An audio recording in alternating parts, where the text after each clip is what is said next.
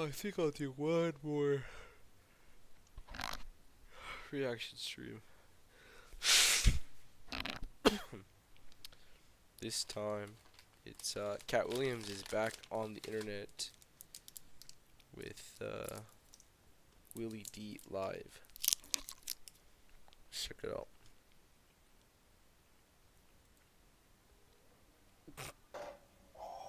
That was a fart.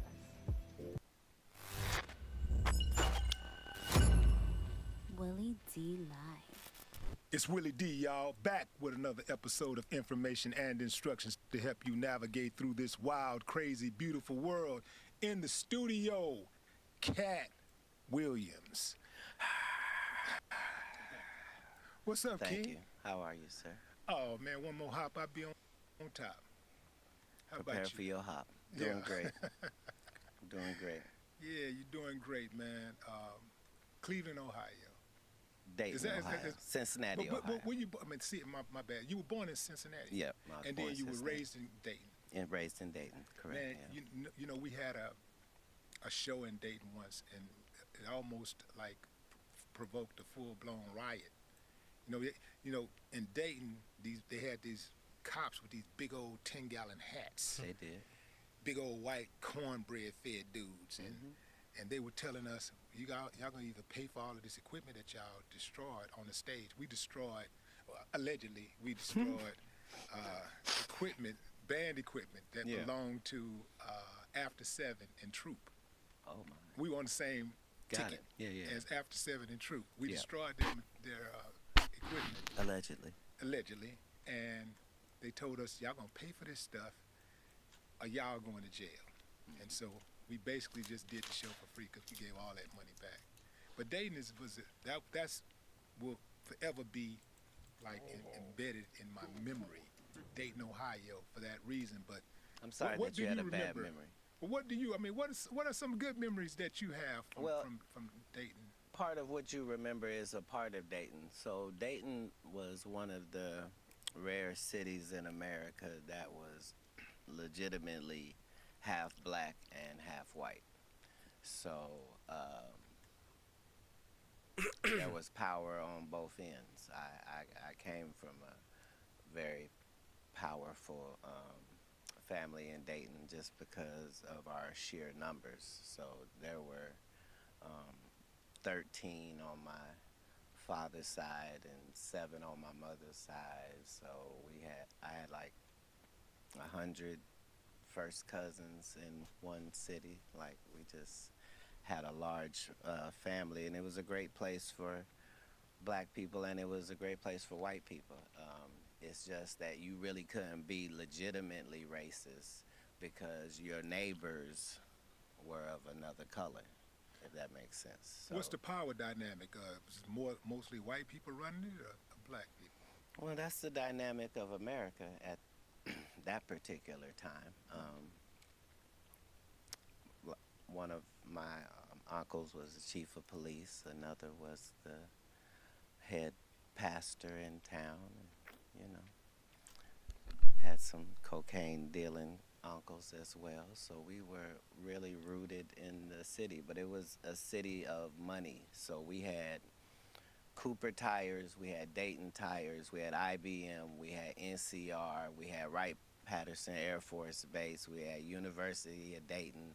These are all places where you can make 6 figures even at that time. So it was a lot of money there. As far as on the radio, we would hear every hour 5 or 6 artists that were from where we were from. So we thought that was a part of it. We hearing the Ohio players, and Roger Troutman in Zapp's studio is our bus stop when we're 7 years old. Like, so I met Prince while I was in Dayton when I'm 12. Like, it was a very vibrant community for black people. So you saw a lot of the street stuff. How did you end up? First of all, did you end up doing any of the street stuff, participating in any of that street activity? You mentioned your uncles selling drugs and all that. Well, I leave Dayton, Ohio right before I'm 13.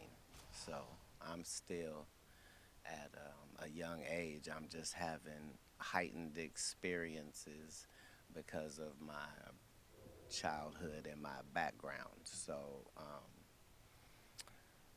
like, I don't, like, I've always had money, but I don't come from money. So I was able to cut grass in the summer and I was able to shovel snow in the winter. That's what I was allowed to do. So, but consequently, even as a kid, I'm making like $6,000, $7,000 a year, and this is At 12 years old?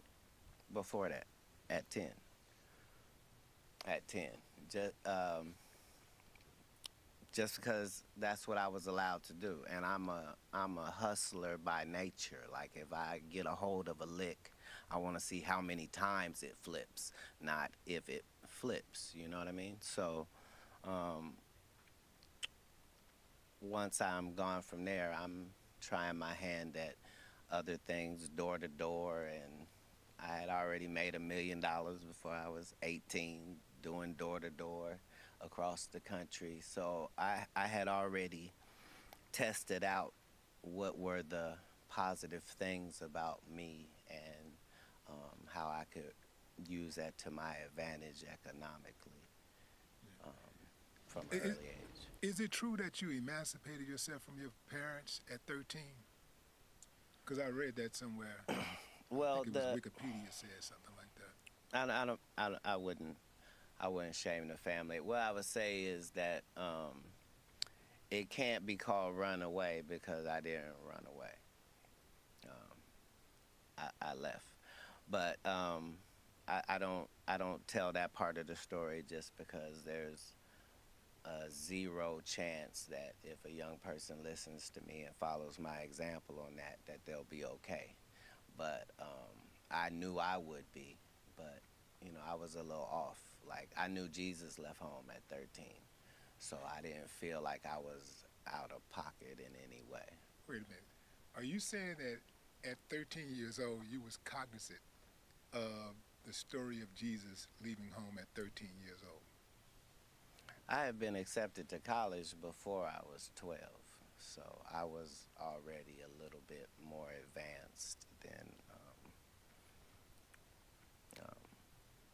your average child. I had probably read 10,000 books at that period in my life. So I was blessed in that way. But as you know, you can't really just live on that. So God navigated where I was able to see the underworld, if you will. So I go from my parents' house in Ohio to Miami, Florida by myself. I don't know nobody.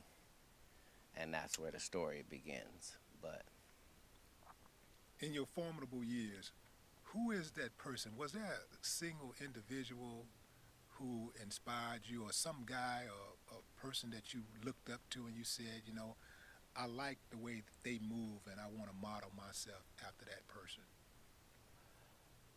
yeah, this is going to be a weird answer. Yes, that's one of the things that I was probably the best at. I did it with anybody and everybody.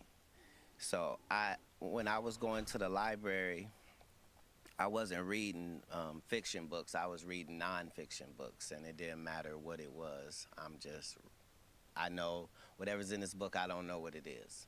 So I might have read like 1,000 autobiographies, just the life of people that I don't know. And when you do that, you find out that if you were trying to learn something from everybody, you could actually learn something from every single person that you met. And so it's that type of thinking that helped me avoid the pitfalls as I saw them. So the reason I never did drugs when I was an adult is because when I left and went to Miami and I'm living in a park, it's 30 people out there from all different places, and they all are homeless and in a terrible situation just like me, and they telling me that they used to be lawyers and doctors and nurses, and I'm going, well what happened? And all of them is telling this story where everything in their life was fine, and then they dealt with this drug, and this is where it ended them out.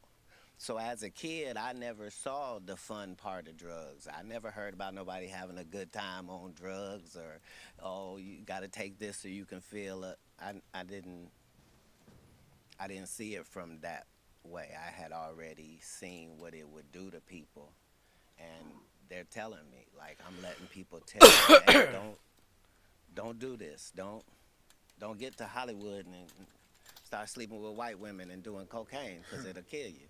Oh, yeah, no problem. Got it. So, you know, in a lot of things, I was just stupid enough to get the lessons, but that came from being willing to learn something from everyone. Yeah. Yeah. How long were you out on the streets? Well, it sounds so harsh when you say on the streets. Just understand that I'm in slacks and a shirt and a tie every day, and I'm eating at a 5-star restaurant because I done worked this deal with the restaurant where I come in at 5 in the morning, and I come and do the floors and clean up everything the bus people didn't do, knock out the old dishes. I do all of that, but I get to eat there for free. So I come later and have a 5-star lunch as a 12-year-old. Because I'm already smoking cigarettes, but I got a mustache, so I don't look out of place. And then I go and I do my 8 hours in the library to take the place of what schooling. He said he had a mustache. He So smoked cigarettes. 2 hours were spent collecting radios from people's cars at the marina, which funded me to at least have $700 or $800 a week in my pocket. So that was the situation for, I'll say, 12 months.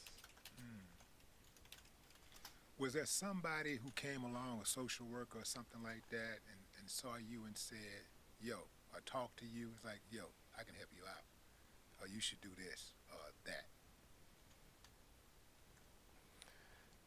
No, you're looking at it a different way than I was looking at it.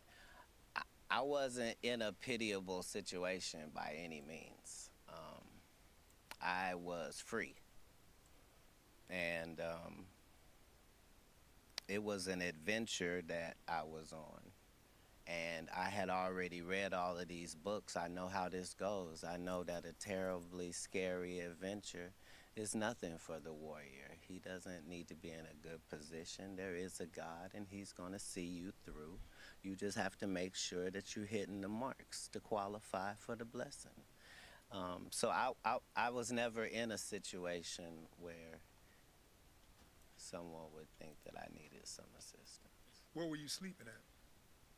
In the park that I told you about, across the street from the library in Coconut Grove.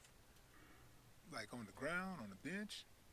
No, yeah, a mattress out there. I had money, so people would get you stuff. Why didn't you just take your money and go get a crib? At 13? Yeah. It never crossed my mind. Yeah.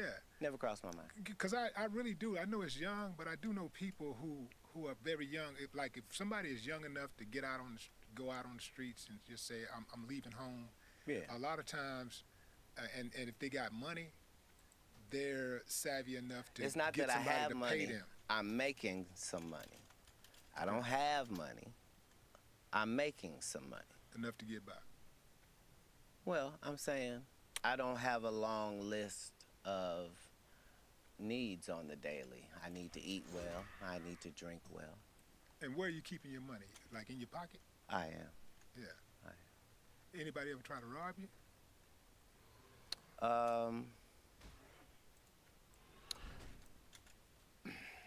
No, I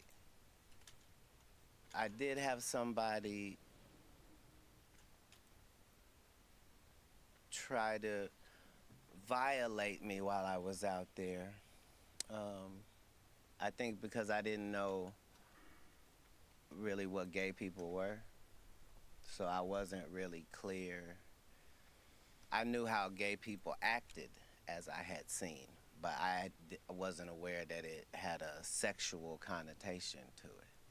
So as soon as the guy kept talking to me like he liked me, I was really confused because guys don't like guys. And I'm trying to figure out, is there something about your background that makes you talk like a lady while you talking to me? But yeah, I had that as a situation. But other than that, no, I wasn't frequently tried as a young person. Yeah. So I'm asking some of these questions that I'm asking because I'm really trying to figure out, like, how did you develop your psyche? Like, you're a very insightful dude. Right. Just trying to figure out, like where did that start at? Can you pinpoint a specific time and space where you said, you know, yeah, I get it. I see what's going on. Yeah. I probably like 5 years old. Hmm. Um,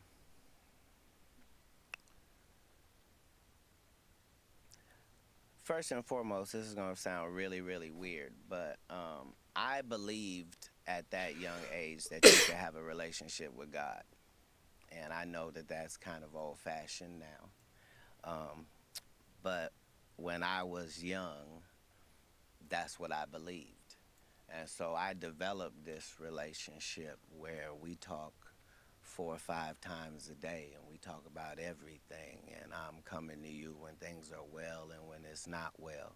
And if I ask for something, I know when you gave me what I asked for because it's the only time. So I understood at a young age that I wasn't like everybody else, that I was in a blessed position, and that I had the ability to be able to make things happen if I could find the instructions and follow them. So at 5 years old, that's how I thought. I knew when things were wrong with the Bible. I wasn't worried about authority because God was like the authority. And other than that, I got to tolerate you, but I'm not allowed to bow down. I'm like that as a child. So my parents didn't do anything wrong. They just wanted me to live a life that I wasn't going to live. They wanted me to be this, and I was not free to live a double life. I can't be that and be what I'm trying to be. What was that they wanted you to be? A part of their religion. Hmm. They were very that devout in religion. Christian. Yes, a branch of Christianity, yes. At one point, did you become a Muslim? At one point, I became several religions because that's the only way you can really find out what's going on in a religion. Religion is not something that you can just study the books about it and now you know about them. I had to be a member of the Fruit of Islam in order to know. Minister Farrakhan calls me his son. I was not regular even in that endeavor, just because whoever the true God is, I don't play about him.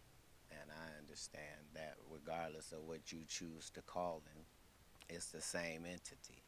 And once you study all of the religions, you find out that nobody's really disagreeing with anybody. The Jews don't believe this whole set of things that Christians don't, and Muslims either. Why are people so afraid of Farrakhan? Speak right, straight.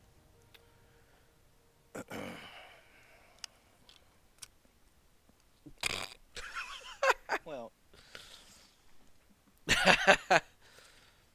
if you had the ability to control the black people on this planet, there isn't anything that you couldn't take, dismantle, destroy, or interrupt if you could mobilize black people. And And so part of the ops agenda, a part of their modus operandi, is to find out which one of you niggas is a potential leader. And if you are, then we begin a work of progress on your life, which will make people get off of that.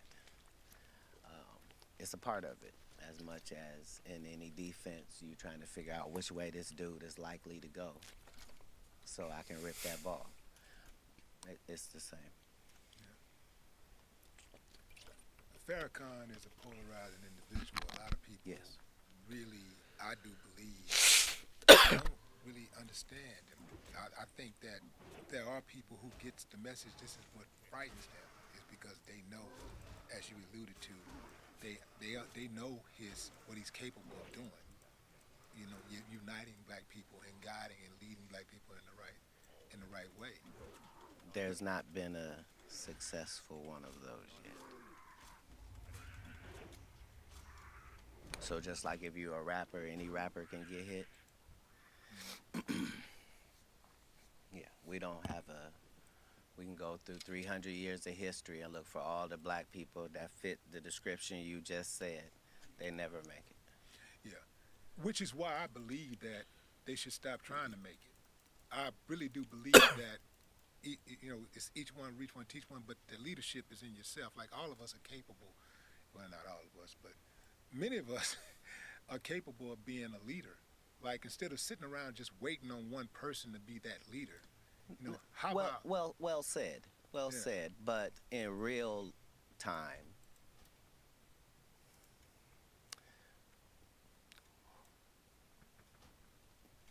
being the leader of yourself gets you nothing. The people demand to be led, regardless.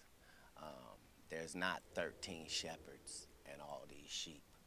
Why? Because it's unnecessary. Just one. Just one that has the connection with the sheep, which allows the sheep who has a brain about that small to be able to just focus on eating grass and not worry about falling off a cliff. We have the desire as humans to be led. We want to be led into battle. We want to be led into the football game. This is all because this is how we are wired. The cheerleaders and the pomp and circumstance, that goes back to the times of first humanity, because we do need that. Yeah. Well, you're talking about a myriad of leaders. You're not just talking about a single individual. Right. And I see a lot of people just be sitting back waiting on a messiah. They're waiting on Right. that one person. And But they are too, though. who's that? The other side is far more diligent about looking for that Messiah than we are, because they know where to look. You probably wonder, why do white people pay so much attention to black people if they don't like them? You would think if you didn't like something, why would you Right. be paying attention to it? I don't pay attention to things I don't like. What's the answer? The answer is the liar knows what lie he told. You see what I'm saying? So even if I made it deceitful and I made you think that the answer is over here, but the answer is really over here, I'm still going to be looking over here. Me, the one that tricked, because I know this is the right answer. Black people have lost their identity, but our oppressors have not lost our identity. That's just why they chopped those noses off of the Pharaoh and the Sphinx in Egypt in the first place, is because without this nose, we can tell you this is whoever it is. But with that nigga nose, it can only be niggas. Why would somebody vandalize a whole face and only vandalize one part? Nobody wanted to knock an eye off or take an ear off, or no chins missing. No, just the nose. Because it's a brand. It's a brand. Fuck. All right, go ahead. You have an uncanny way of thinking outside of the box, and you are very good at breaking things down like you just did. you understand consequences and repercussions very well. Okay. So my question to you is, why are you such a habitual line stepper? Why do you cross that line so often when you know what the repercussions and consequences are going to be, and they're not going to be favorable to you? For example, Right. I saw where you and Suge got arrested, right? You and Suge got arrested. Is that true? Alleged. Allegedly. Yeah. Allegedly. Okay. Like, and What were we doing? allegedly it had something to do with like some type of photography, camera or something like that. I'm not sure. I'm just sure. Oh. I'm just saying this is what I read. Well, I'm I'll not- tell you the story, Yeah, and okay. you tell Tell me me the story. then does that change how you frame this? Okay. So, we have a meeting with a hologram company, which is going to go into a licensing deal on some holograms. This is in Beverly Hills. So now there's a rodeo, and behind that is an alleyway where you park your vehicles. That's where we are. Suge has brought his son with him who's 5 years old. And before we go into this meeting, Suge's son runs behind the dumpster and urinates. And a lady films his penis out, peeing behind the dumpster. And then says, "Oh, I thought that was Katt's kid." So yeah, that's what happened. See, man. See, this is So why. understand, we were facing 20 years, Yeah. Suge and I. 20 years for that. And if it wasn't for the fact that this is Beverly Hills and it's all on camera, they had no problem sending us up the river when we couldn't have possibly done what was being said. That lady said that she got jumped on by me. So you see what you just did? You just clarified a huge, misconception about, the events of that evening or whatever. Yeah, but remember, it went like- to court. Yeah. Like, this isn't just my word. Yeah. They had to play the video in court, which showed that her altercation wasn't with a man at all. But the trip part about it is that when people print it, when the media, Yeah. mainstream media, put it out there, they don't add that piece. They No, just say, nor do they make a retraction. Right. Nor do they say, "Hey, that thing we told you about that Right. guy, turns out it was nothing." Understand, I got 15 cases that were dismissed. That should be talked about. Why would 15 cases be dismissed? Because you were so sure you had what you were looking at. Because every city I go to, I'm the nigga with the best car. It's probably smoke coming out that car. It's probably girls gathering around that car. I look like the plug. I get it. And you've probably already hurt me by the time you find out who I actually am. right. See, because of that clarity you just provided, Yes. is the reason why I want to know. I think the world want to know what happened between you and Ali Sadiq. I know you said The you didn't want world to talk couldn't about possibly want to know that. No, He's man, not we want- famous enough for the world to want to know that. it. At least we're Because famous. my side of the world doesn't want to know that. See, Well, my side of the world. wanna here's know. the thing. What happened, man? A lot of times what liars do first is they set up a narrative and a scenario. Like Michael Blackson just got on national TV and told people, "Yeah, I got a beef with Katt Williams, and Katt is mad at me about this, and because I said this, and I didn't even mean it like that." And the whole time, he's never talked to me. That's how he feels. He's heard I'm angry. I've not had a conversation with him.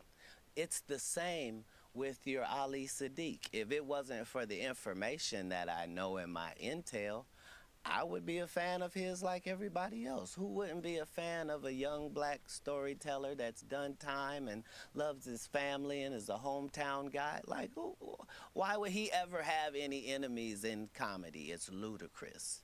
But if you pick the actual king, then make sure that your story's correct. And unfortunately, his story's not correct. No matter what he says, he never met me. He made it disrespectful that a security guard that was 6'7" reached over him to pay him, not mentioning the fact that he got paid for not doing anything.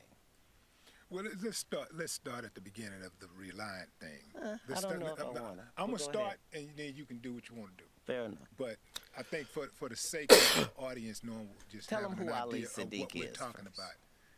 Ali Siddiq is a comedian from Houston that's based in Houston. A very fine comedian. Very fine comedian. Yes. Now, Ali said that he went to Reliant Arena and he was on the same show as you.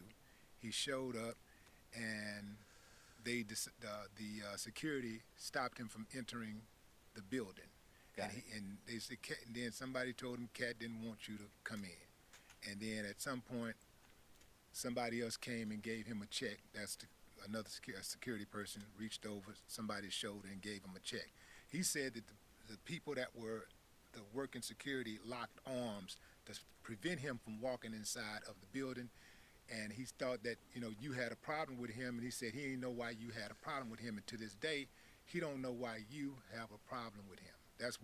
That was the It'd be nice if that was the story. So now, if that's the story, then let me see if I got this correct. A guy I've never met was supposed to be doing a show with me, and I got so angry, even though I hadn't met him, that I had security keep him out of the building. See, that's the problem with lies. They're faulty from their inception, sir. I'm the person in the story that doesn't have a grudge to feel. I don't care why I didn't like Katt Williams. I would get to the bottom of it. This is not one of those stories. First of all, the actual truth of this matter is, every city that I go to, I already have the comedians who are opening up for me. Not just this tour, but for the 17 100 city tours previous to this. I never go to the city and go, hey, do you guys have some comics here? I'd like to add them to my show. I just don't do it. I travel with the comedians that are coming to your city. We're one unit and one team when we come.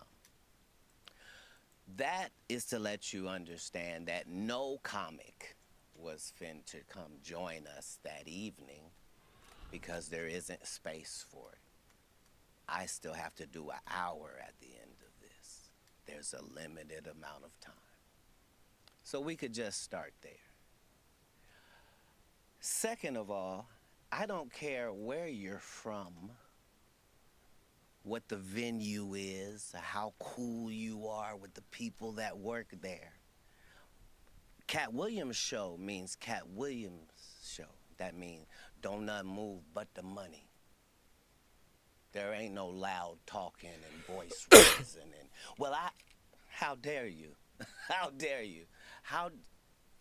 Let me look on the advertisements and see, do I see your name or face, sir, whoever you may be?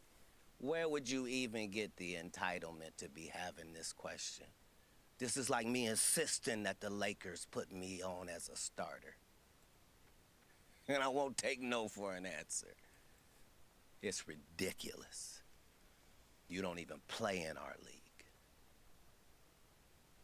And that's before I knew who you were. Now that I know who you are, I'm just ashamed because you took something personal that couldn't have been personal. I didn't meet you. That's how it would have gone if I wasn't there, because the truth is, I wasn't there. All of this happened before I got there. What happened with the check? When the security guy gave him the check? When I asked what the person had said, I said, well, I don't understand. I don't understand why he's so angry. What did he say to you? He said, I'm supposed to be on this show. I said, well, maybe he was expecting to get some sort of a payment. And now he thinks he doesn't get to get paid because we already have a tour. I wouldn't want that. Pay him for performing. So he got the check of the performer. This is what he's angry about. imagine the audacity. Remember, your story is that I'm kicking you the fuck out. Get out and lock arms and don't let him in. And paying you? Make it make sense, King. Either you're smaller than I think or I'm bigger. Either one.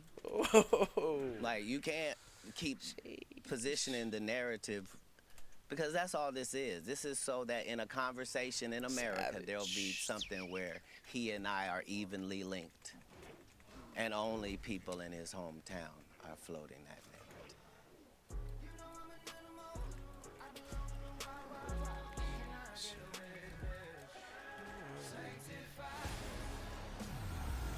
Shrimpify.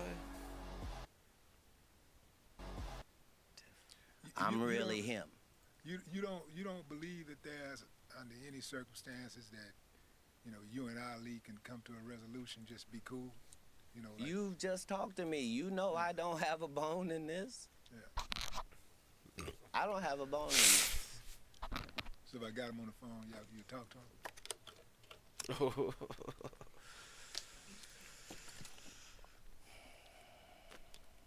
I would have gave him the celebrity boxing match he asked for if I thought he was a celebrity.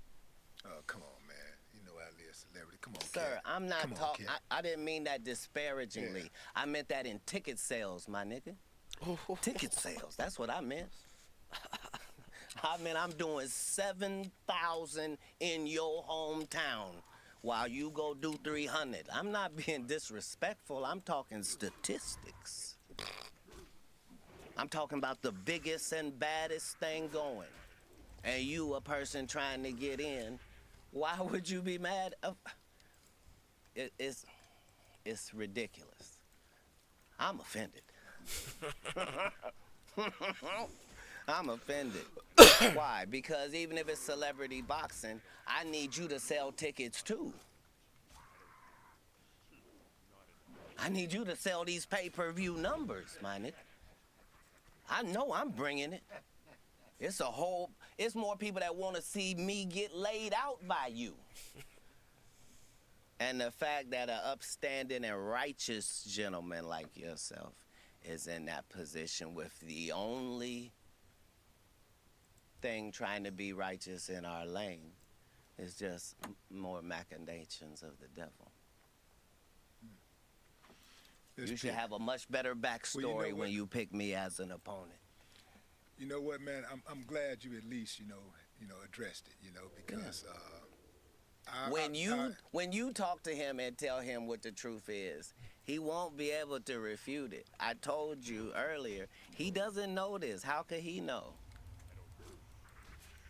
It's okay for you to think that I'm that way, but there are 30,000 known comedians in America that you could have went to, and they would have told you, this is against my character. I am known for confronting my issue head up, be it Satan or his affiliates. I don't care if you 6'6", I don't care if it's 5 of you. I don't care if I'm guaranteed an L. I don't care if you put a gun in my face. I don't care about none of that. I care about doing the right thing as I see it in that moment. Yeah. Man, how did you get on in the first place as far as like with the movie thing? Like, I know I'm skipping over the comedy, but how did you get on with the movie thing? Like, specifically, I want to know about Money Mike. How you got that role? Right. So here's the whole thing. Liars always come up with terrible lies. So Ricky Smiley says, yeah, Katt was supposed to play the Santa Claus, and I was supposed to play the pimp. Liars always have ridiculous narratives. Nobody in America can imagine that a real movie studio would cast 5'5", 145-pound Katt Williams as a fucking Santa Claus, number one. Number two, Ricky Smiley was finna play a pimp. Really? Ricky Smiley has played a woman more times than Ricky Smiley has played a man. He's played Bernice Jenkins 5 times. I got it in my contract that I don't work with Ricky Smiley unless he's playing Miss Bernice Jenkins. Get out of here, man. That's in your contract for real? I make my contracts, sir. Oh, when you're the master of your masters, everything else is subservient. That's why we have control. That's why we're hated, because there's something to hate. But anyway, so Money Mike, this is my first audition, not just my first movie. It's my first audition. Um, the reason it was so great is because they allowed me to do what I wanted to do, and I needed to do things. So I needed to pick the wardrobe for the character. So Money Mike's wardrobe was impeccable because I designed it, and they made it so. I picked out the car, the color of the car. Uh, they had a guy playing a pimp. I need this to be an actual pimp. We need Bishop Magic Don Juan. Everything I had to do, me and KD Albert, who played Donna, and Terry Crews, it was all of our first project, and my job was to make sure that we came off as if we were seasoned actors. And so I put everything I had into that movie, to the point where in the script, Money Mike is raped in the bathroom. Katt Williams changed that. Why? Because it's no way. What do you mean, Katt? There's no way. What are you saying? I'm saying in a place that small, I'm not rapeable. I don't care what has to happen. That's what will happen. And so that's how it changed and became a great movie. And just the thought process that maybe Ricky Smiley was going to do that, it is laughable. But yeah, that was going to be my only movie. So I had to do everything that I could do to make sure that it went the way I needed it to. And I've done that in every one of the 60 movie roles that I've done, and the 50 network television roles. Man, I'm glad you stood on that, man, because it's a lot of people who would not have. People get blinded by that bread, man, or that opportunity. And Right. for you to stand on that says a lot, because I know Terry Crews would have probably enjoyed it, in real life. Oh, bless his heart. yeah. Bless his heart. Now, how did you get this this knack for comedy in the first place? Like you had a pretty tumultuous childhood. Like, how do you pivot from that and get into comedy? I didn't find it to be tumultuous. So at the time, you was living it. You like you yeah, didn't see it. yeah, like this is that. not tumultuous. Okay. But your question was, how did I? How did you find comedy? A lot of times you have the true appreciation for something when you're not trying to do it. You just like it. So that's the relationship that I had with music, and it was the relationship that I had with comedy. So musically, I could listen to Pearl Jam and the Ghetto Boys. Like, I could listen to Nine Inch Nails, and I could listen to Prince, and I could do that. And comedically, I found that I could do that too. It didn't matter what the comedy person looked like, or how they were built, or where they were from. If they were funny, I was gonna be able to tell. So I understood that Don Knotts was out there working his ass off as Barney Fife. I understood he wasn't doing the same job as the rest of them. I understood that laughter is an emotion, and anytime you can tap an emotion, that's very powerful, regardless of what emotion you're tapping. When you're tapping these emotions, before you deliver the joke, are you cognizant of what it's gonna take to like deliver that joke? Like, are you already knowing that I know for a fact I don't have to practice this? They're gonna be with this right here. When I say this, oh, I'm gonna get them.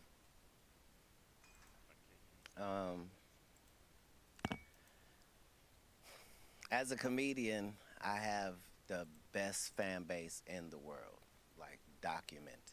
You do. Um,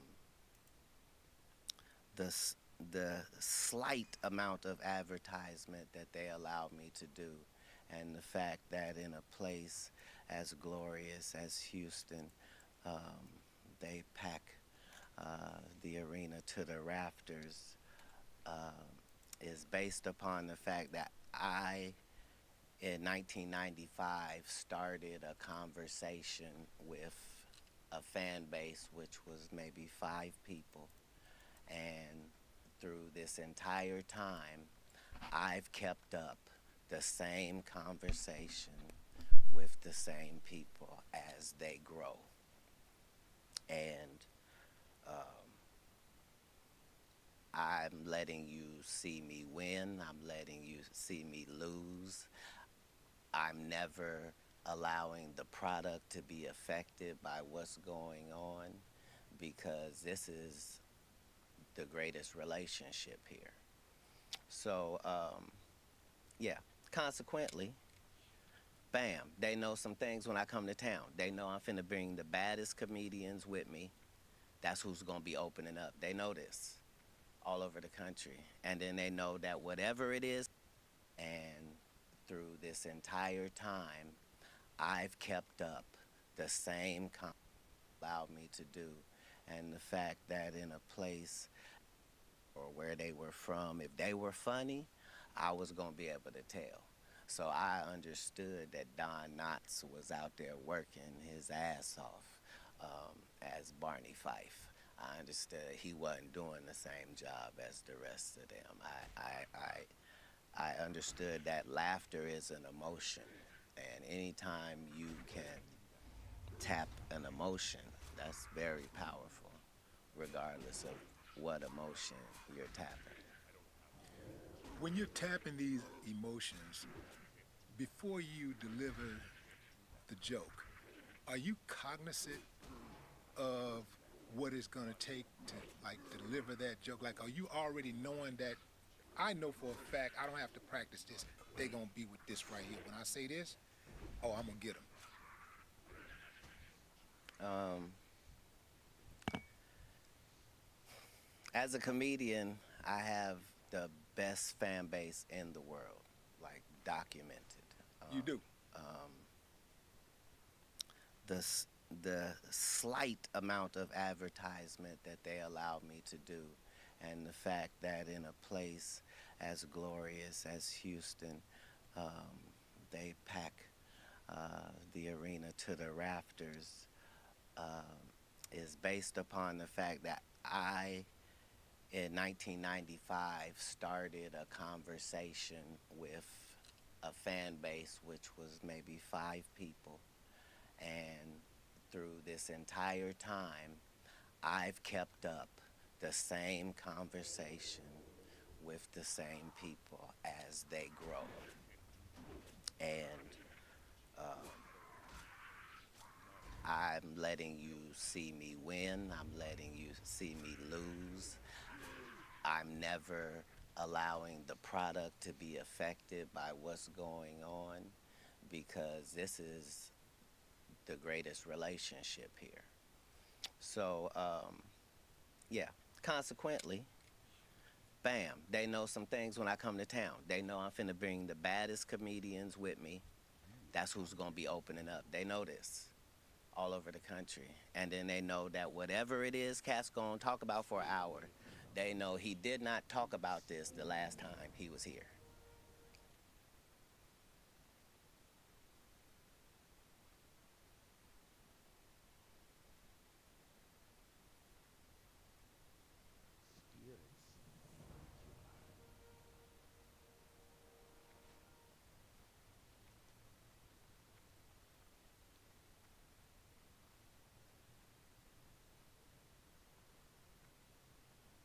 They know Man, that. how in the hell do comedians get away with that anyway? Because I'm not going to see the same comedian tell the same jokes, 100 times in a row. You Like, let some of these guys are you let a still- rapper rap the same songs, though, and you let a singer sing the same songs, the classics, and you'll allow that. And so, Yeah, but funny is supposed to be spontaneous.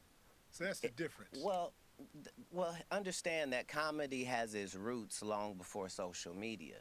So, before social media, you might have heard that this comedian is funny, right? And somebody might have told you what he said, but it didn't sound that funny to you. They just told you what he said. But when you see him in person, oh, he's hilarious. And so comedy always had a cycle where you showed the whole circuit your body of work. It's just comedians had gotten so lazy that they were doing one great set that they had on Comic View or Def Jam, and they were touring that for 15 years without changing it. And so we made it a part of our effort to push the fact that you should be writing new material and shaming the community into it by just, I'm going to keep putting out these specials and it's new material. How long are you going to continue to tell these jokes? Because in a minute, the audience is going to be like, no, they got to say something new. And eventually the audience did do that. And Well, some audiences show up and they want you to say the old joke. They demand that you tell the old joke. I don't have not one of those people in my fan base because they know better. They know that I would never let you pay me so you can hear some shit I already said. I respect you too much for that. What you gonna get from me is brand new. This is new. Right now you have 12 comedy specials. Okay. Is there a magic number in mind, or you just want to just keep running to make sure you got the all-time number and that's secure? Are you already at the top? You got more. I'm than in no anybody? way. I'm in no way counting numbers. You've done. I'm saying if 12 is the most, if 12 was the most, there's not a number because I'm not putting a number to it. But I've been special that many times for an hour. 17 tours, 100 cities. That is a lot of work. That's enough work for a few lifetimes. Most comedians won't even get 100 cities. Well, most comedians ain't gonna do that one time. You're like, and how do you continue to come up with this new material? Because you do new material every single time you show up. That's crazy. It's a new show every single time I show up. Man, that is crazy. I'm a comedy connoisseur. I follow comedy. Most of the comics that are the top dogs right now, as far as like in some of our heroes in comedy, I was there when they were like working on their first jokes. Yeah. I was watching them and supporting them way back then. But that is a tough feat to be able to do something like that. And I think that the reason why... Not in 24 years. Yeah. Huh. I think the reason why people like you is so much, what you do is you resonate with them so much is like what you just said. You show them the good and the bad side of you, but also you're talented. You're very talented, but at the same time you do show the good and the bad. And it's something appealing about being transparent to an extent. Oh, not just to an extent, to the utmost.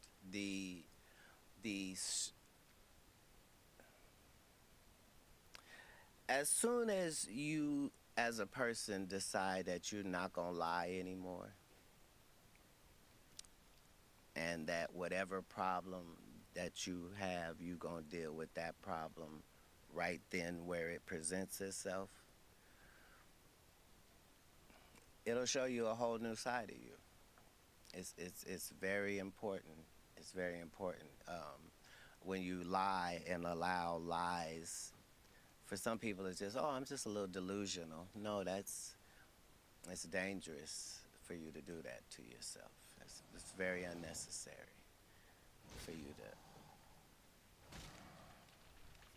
was on this radio station in Atlanta, and this host made a joke about you, and you ate a, like, killed a man, like, for like, I don't know how long that was, but man, I was like, time out, you know, call the police, something, you know, stop this slaughter, man. You was like, you really did a bad, and you didn't, I don't think you cursed one time.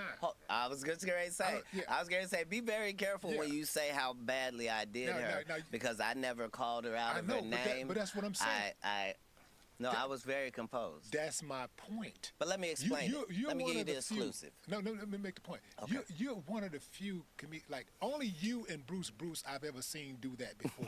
Like, destroy a heckler or someone that was challenging you or whatever. Destroy them, like, I mean, for like several minutes. I mean, Bruce killed this chick for about, I don't know, man, about 25, 30 minutes one night in Houston. And I never seen anybody else do that but you. Like 25, I mean, just back to back, gut busting, like same person, no cuss words. Yeah. I had never seen that before, so how were you able to maintain your composure for that long? Well, a very interesting thing happens when you try to trap something that's bigger than your trap. So imagine you set out a trap for a turtle and a rhinoceros steps into it. It's finna be a whole different situation now. So this lady behind the scenes is begging me to come into this interview that I've not scheduled, that I don't want to do, that I'm not dressed for, that nobody's called me about. She just wants it. To the point where she says, Katt, come on, you just want to end me for the city. I just want to give you your flowers. Well, I won't talk about kids. I won't talk about no jail. I won't talk about... This is the conversation she has with me, and then goes in that room and doesn't mention the Emmy and immediately begins to, because this is a comedian. You're trying to undermine me.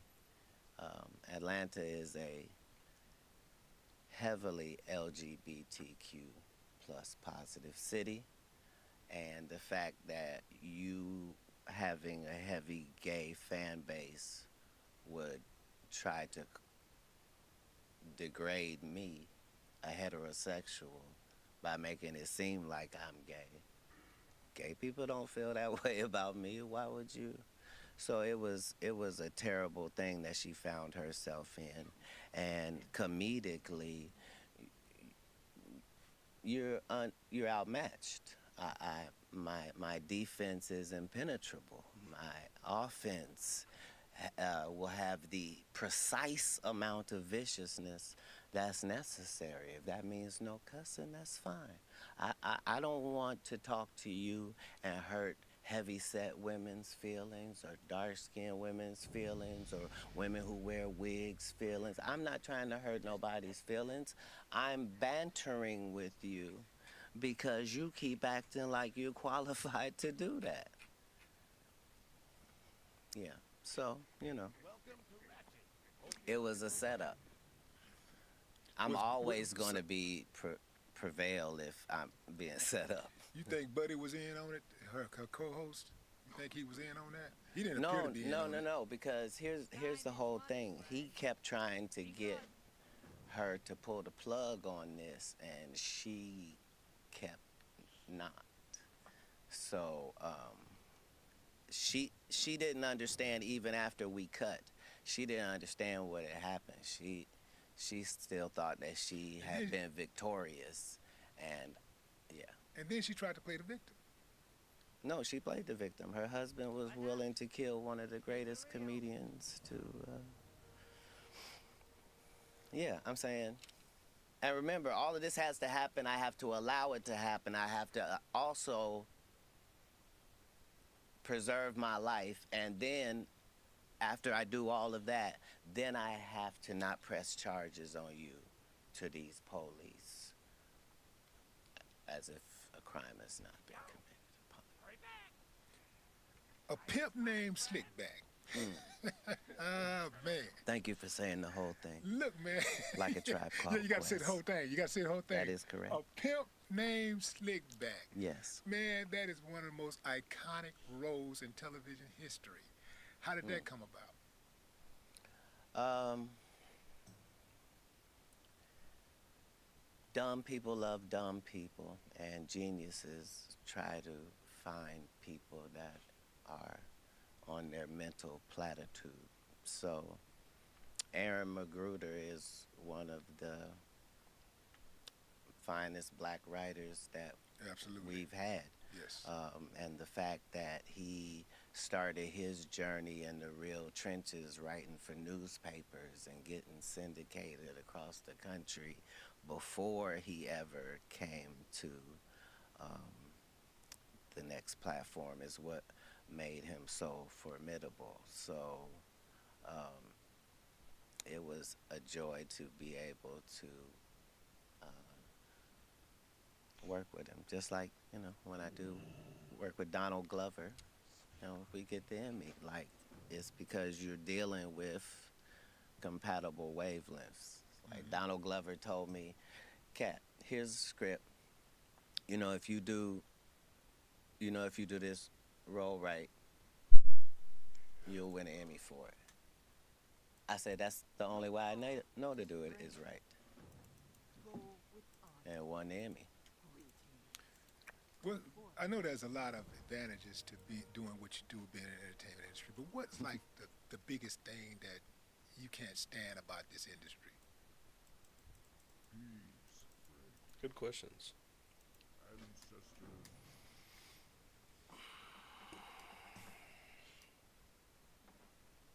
Nothing. I like it.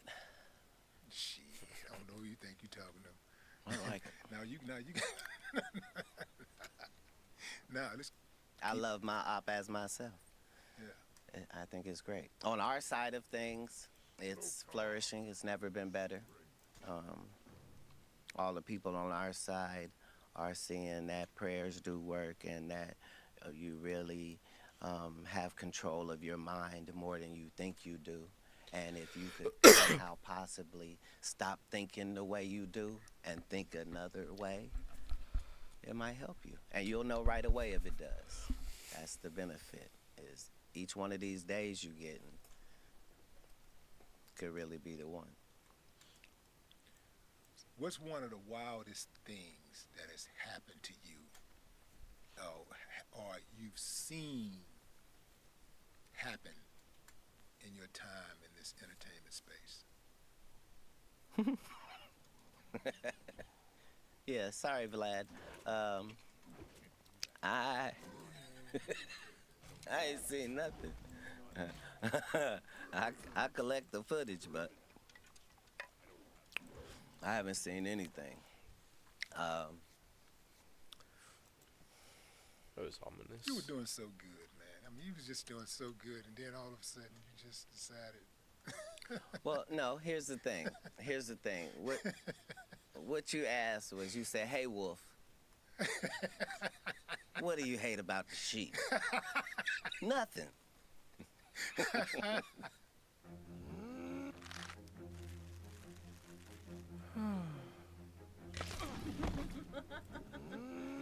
I don't think Nothing. this I is feel good. I feel like we're in a good position. Everything's going to be fine. Let's go, Coach Prime. Yeah. What do you think about We Coach coming. Prime? What's up with Coach Prime? You have you been out there yet, Colorado? No, but I've supported from afar. Yeah. I'm saying, anytime a great individual, regardless of what he does, finds something that he can be great in, like, that's gonna work.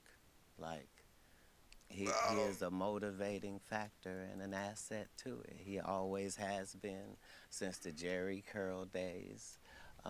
Those are the leaders of men that we discussed earlier. An eternal optimist, someone that's clever and about books and hard work and discipline. as a black person, we should be so lucky as to have, a black coach like that. And as a non-black person, what a great job. Man, you just described yourself, except the coach part. And then I take that back. You are a coach in your own right. And you as Yeah. well. That's the whole thing. Like, these compliments are all shared by all of us who receive them. Like, that's what it's got to be. If you any reflection of me, then that's what it is. That's why in the good book it say, made in God's image. It don't mean you're always going to do that, but it means there's the possibility that you could mirror that. Oh my gosh. Do you have adopted children? Why is this red up here? I'm an empty nester. I have no children at this point. Glory and hallelujah. No, everybody's grown. Yeah, but yeah, I got grandbabies. You got Yeah. grandbabies. Mm. Okay. Yeah. How many? 4. 4. Mm-hmm. Nice. All girls. Oh yeah. What do you say like So that? you know, he's been doing something right. What are the ages? Of what? The girls. The grandbabies? Okay, so I have a 6, 2 4s.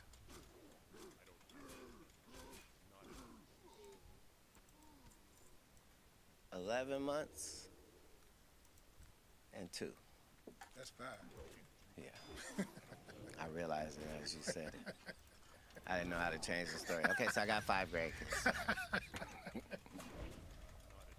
Wait, what do they call you? I got 5 daughters. I can't get anybody to call me anything that I ask for. They've already made a decision, and what they call me, there's nothing I can do about it. And I'm not gonna say what it is. It sounds like stop or something. I don't know. Right. But man, we appreciate you coming on the show, man. I really appreciate do, you man. having me. You're You- an icon and a legend yourself, and just the fact that you would spend time interviewing others is magnificent. And nobody asks worse questions. You have the worst questions in all of interviewing, What? and you can count on it. Nobody's gonna mimic your questions. So Holy yeah, shit. it's an honor. Thank you. I appreciate you, man. Ladies and gentlemen, the Honorable Katt Williams. You And know just what? the fact that you would spend time interviewing others is magnificent, and I don't nobody think asks he. worse questions. You have the worst questions in all of interviewing. I think something he said. and He you can count on it. connected Nobody's it, gonna mimic your questions. I don't know, So yeah, it's an honor. Thank you. but somewhere in the middle where I appreciate told you, you he man. Ladies and switched, gentlemen. he never like bounced The back. He Honorable stopped talking. Katt Williams. Let me see what the comments say. No more talk. Willie D. Live. I'm not sure if this might interest you, but people ask me, how did you lose so much weight? And here's what I tell them. This Let's is how watch I the, peed out fat in just weeks. This special coffee loophole took me from 184 to 123 in no time. You've probably heard that once you have kids, your body will never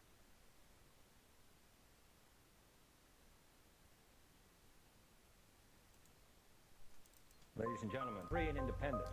You're listening to Controversy Radio with your hosts, Jesse and Celicia. What the fuck is that?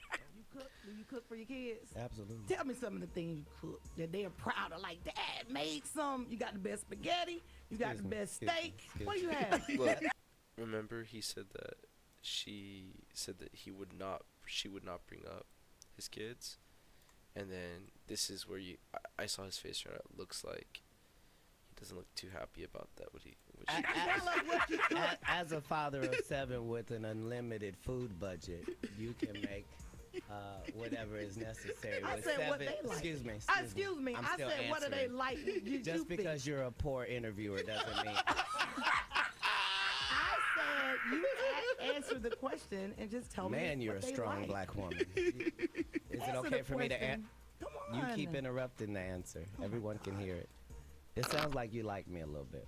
It's starting to bleed over the airwaves. It is. Really? I want to let Come everybody on. know that Wanda got some lipstick on right now with enough glitter for the 4th of July 2020. That's right. Kissable lips. How many kids you got, Wanda? I have 3 boys. Excellent. Yes, I do. Aren't boys simple? Aren't boys simple? They can be. They can be. Wanda knows she I'm what? She didn't do as much cooking in the latter years as she did in the beginning. Whatever. I cook. I do it all. I didn't say that you Well, didn't. that's all right. I did it in the beginning and the middle and the end. What's your favorite thing to cook? Your boys, yeah. They like for me to. I do a really nice broccoli. They like my broccoli and they love my baked chicken. Hey, And hey! they Right now, love- look up your phone and see what it takes to make broccoli, and tell me does it say heat up water? That's the only step in broccoli. Heat up water. Whatever. Have you ever heard of burned broccoli? Can you whatever, burn hater. broccoli? You can't burn it because it's made in a pot of water. You don't know nothing about. You know what her second meal they love from her? What I do with corn. Whatever. I like to get it out that can and I put it in there. And then I get a can of water and I put it on there. And then I get some Zatarans. They don't expect that. I sprinkle Zatarans on my I'm a great corn. cook. Whatever. Yes, ma'am. You good at heating stuff up. You're good at telling us about what's going on in jail. Yes, ma'am, and getting out to tell you. But I'm going to tell you at an arena named Phillips, and you going to tell me at the Atlanta Comedy Theater. That's right. True. Tomorrow, be there. All right. Red Grant show, I know Red I'll Grant. be there. Don't miss it. Red Grant, Katt Williams, thank y'all for coming through, man. Yes. And thank you for having me. Thank you for coming in. I see why people come to Wanda's show. Yeah. Because Frank Ski puts it down. That's right. Where's the altar? Crazy ass. Hold on, where's the altar?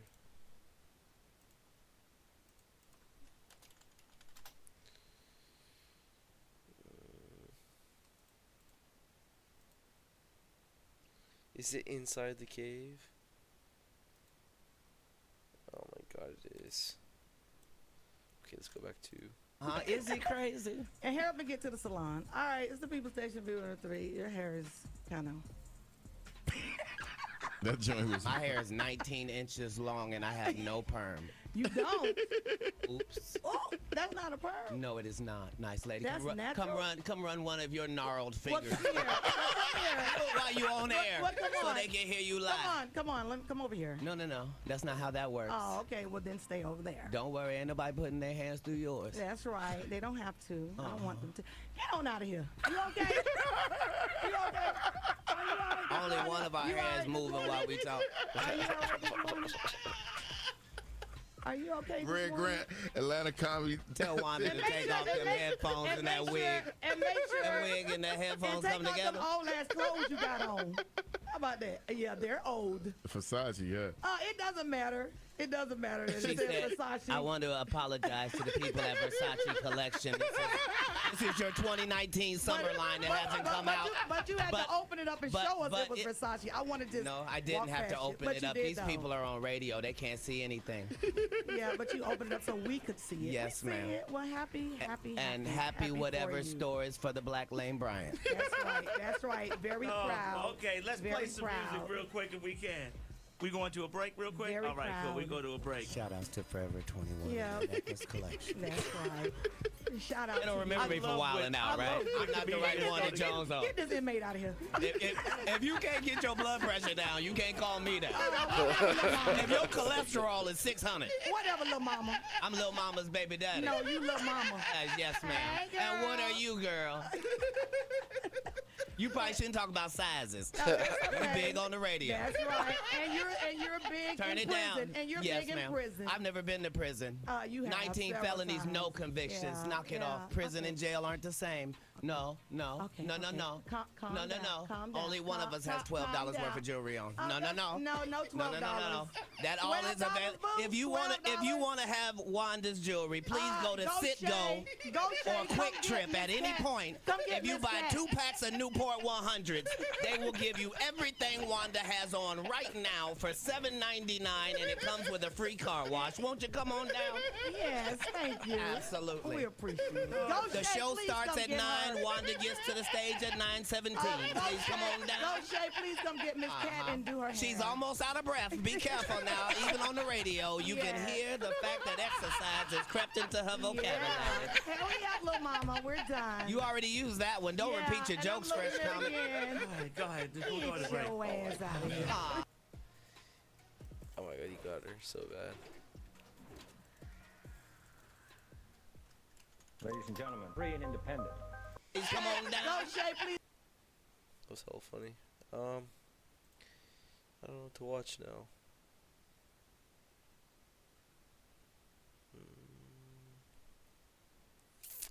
Let's watch. You guys want to know a fun fact? You guys know I've done 2 Uber rides recently. Like literally, I have the Uber driver app, and I did 2 Uber rides. The people didn't know me that I picked up. It was just casual. Fun fact.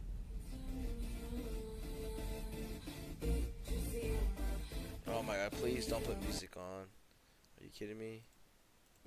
Wait for rider, 1 minute 50. Yeah, he's doing music. I can't do it.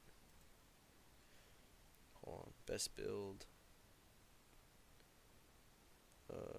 Let's get critical chance up. We're gonna do Saber Slash build. 2%. See, Fusi, if you just talk like a normal person.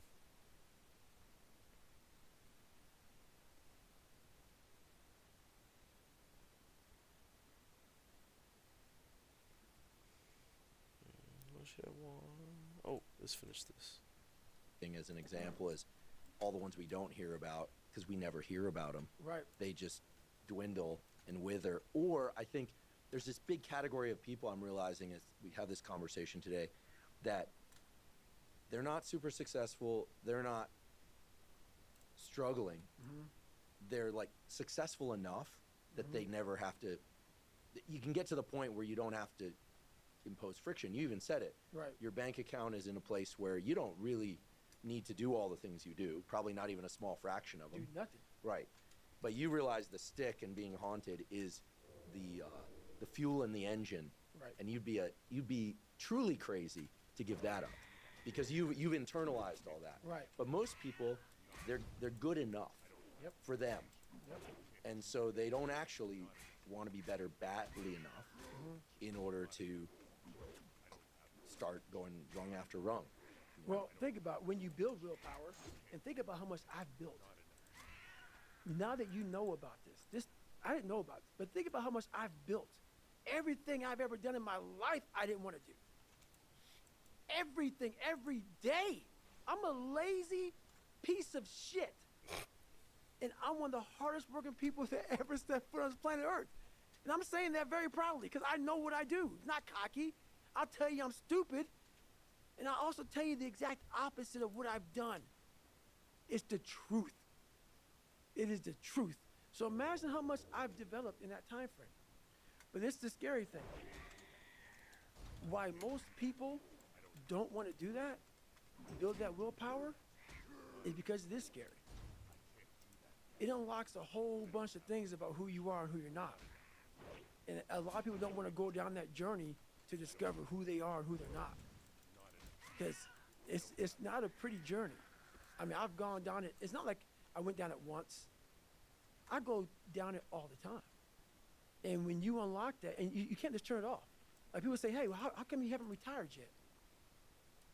I built all this willpower. Do you think it's going to let me just retire because my knees hurt? It's telling me every morning, I wake up like, man, my knees hurt, my legs hurt, my body hurts, but you can still run. So why aren't you running? If you can still run, there'll be a time when you can't lace them up anymore, but you can still run. So I still run. When the time comes I can't run, the body will say, you just can't run. But if I can still do something, that willpower that I have created, it makes me do it every fucking day. And that's what they don't get. What builds a human being is you start with the small building blocks. And before you know it, man, you become something that it doesn't even make sense to most people because it's just who you are now. That's why I can still run at 50 at 49 with broke down knees and broke down body, because my body knows you still can. Therefore, I do. Second you stop, the willpower is gone. And that's beautiful. I'm so glad you brought that to me, because I always wonder, what's this separation thing now? At 24 years old, I started building something that I didn't even know was going to be what it is now at 49. And that's all it was. It was just that. This structure, anterior mid-cingulate cortex, has inputs and outputs from a bunch of places, but you'll probably not be surprised to learn that it's strongly activated when we move our body, when we don't want to move our body. I feel like it's like the David Goggins structure, right? It really is. It is. And it also has strong connections to the dopamine reward pathway. And everyone goes, yay, dopamine reward. Everyone loves dopamine. I'm partially responsible for people knowing a bit more about dopamine, but dopamine's badly understood. Everyone thinks dopamine hits, it's about reward. It's about motivation and drive. And there are pain inputs to the dopamine centers of the brain. No one talks about that. Everyone's like, oh, you want the chocolate, chocolate, sex, cocaine, all that. Yeah, that's all true. Right. You release dopamine. Pain releases dopamine. The anterior mid-cingulate cortex can trigger the release of dopamine in response to this thing that we're calling friction. What? And that's a learned thing. That's something that no animal or human being comes into the world learning. We all are averse to pain and like pleasure, like sugar fat. Down now. Don't like hot surfaces. Right. But this is a structure that learns. It has neuroplasticity, the ability to change throughout the entire lifespan. And here's the part that I think, again, is just nerd speak for what you already know and have done and exemplify, is that people say, oh, it has plasticity, you can change it. But guess what? It has plasticity in both directions. It can grow, but just as easily as it can grow, it's like silly putty, it can shrink. Right. So it requires constant upkeep. Right. And that answer isn't one that people are going to like. Nope. They're like, give me the energy drink, give me the supplement, give me the sauna protocol that's going to make my anterior mid-cingulate cortex. Someone out there right now is going, wait, if I took transcranial magnetic stimulation and I stimulate, you'd probably, actually they've done that. They've stuck a little wire during neurosurgery into this structure. This is actually discovered by a colleague of mine, Joe Parisi. Stimulate, and the patients go, I feel like there's a storm coming. And they go, oh, is it scary? And they go, no, I want to go through it. They come off the stimulation, and people are like, this is the seed of what we're talking about. Right, exactly. And it learns. So the fact that you kept this brain structure, I'm convinced if we imaged your brain, it'd be large, and it would be larger in 2 years, a year.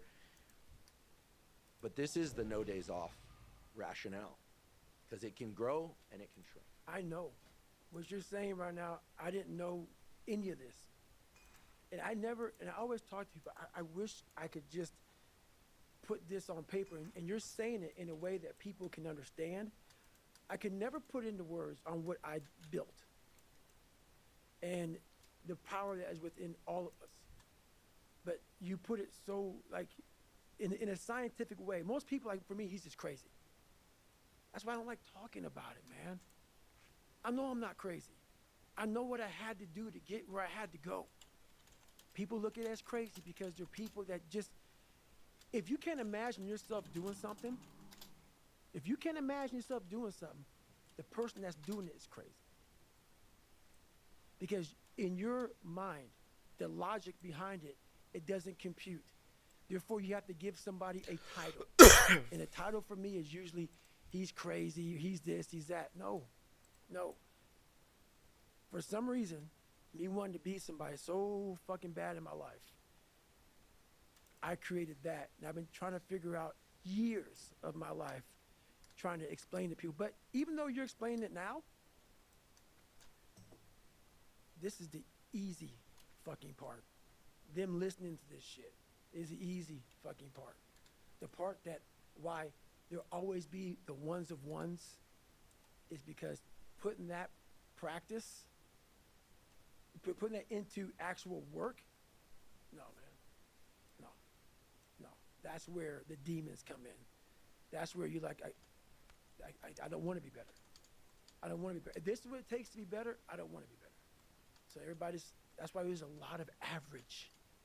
And it makes me so fucking mad.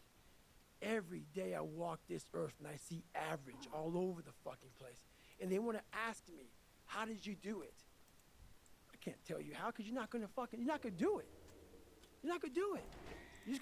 You're going to continue being out, because every day you wake up, like he says, it's not like get the coffee, make the pancakes, kiss the girl, kiss the kids. You wake up, right to work. Immediately your mind is in action. No one wants to do that. No one. And I don't blame them. But don't be mad. When you're laying there in your fucking bed and you're in the fucking hospital and you're 70, 80, 90 years old and you're thinking, man, I feel like I didn't fucking do something. Because you did. You didn't do it. You didn't do shit. You may have lived a great life, man, but you're always going to feel empty inside. I don't feel empty. So call me what you want. There's not one empty bone in my fucking body. Because I have figured out that really the magic potion, at least to my life, and it's very rewarding. I'd like to take a quick break and thank our sponsor, Inside Tracker. Inside Tracker is a personalized nutrition platform that analyzes data from your blood and DNA to help you better understand your body and help you reach your health goals. I've long been a believer in getting regular blood work done, for the simple reason that many of the factors that impact your immediate and long-term health can only be analyzed from a quality blood test. Now, a major problem with a lot of blood... People like to talk about what they used to be able to do. I hear this a lot. You should have seen me in high school. I always laugh. Yep. Okay, got it. And it's not just guys. You should have seen me working out in high school. I was super fit. People will look back to a time where they felt like they were capable of something and now they're not. And you kind of want to just grab them and go, wait, that was you then, it's you now. But people tend to think about how the conditions that were around success must have been part of it. And you can understand why. It's like, it's very rational. I was in that situation, I was successful. I'm in this situation, I'm not. That was the past, this is the present, ergo capable, right? You see how people get into these loops.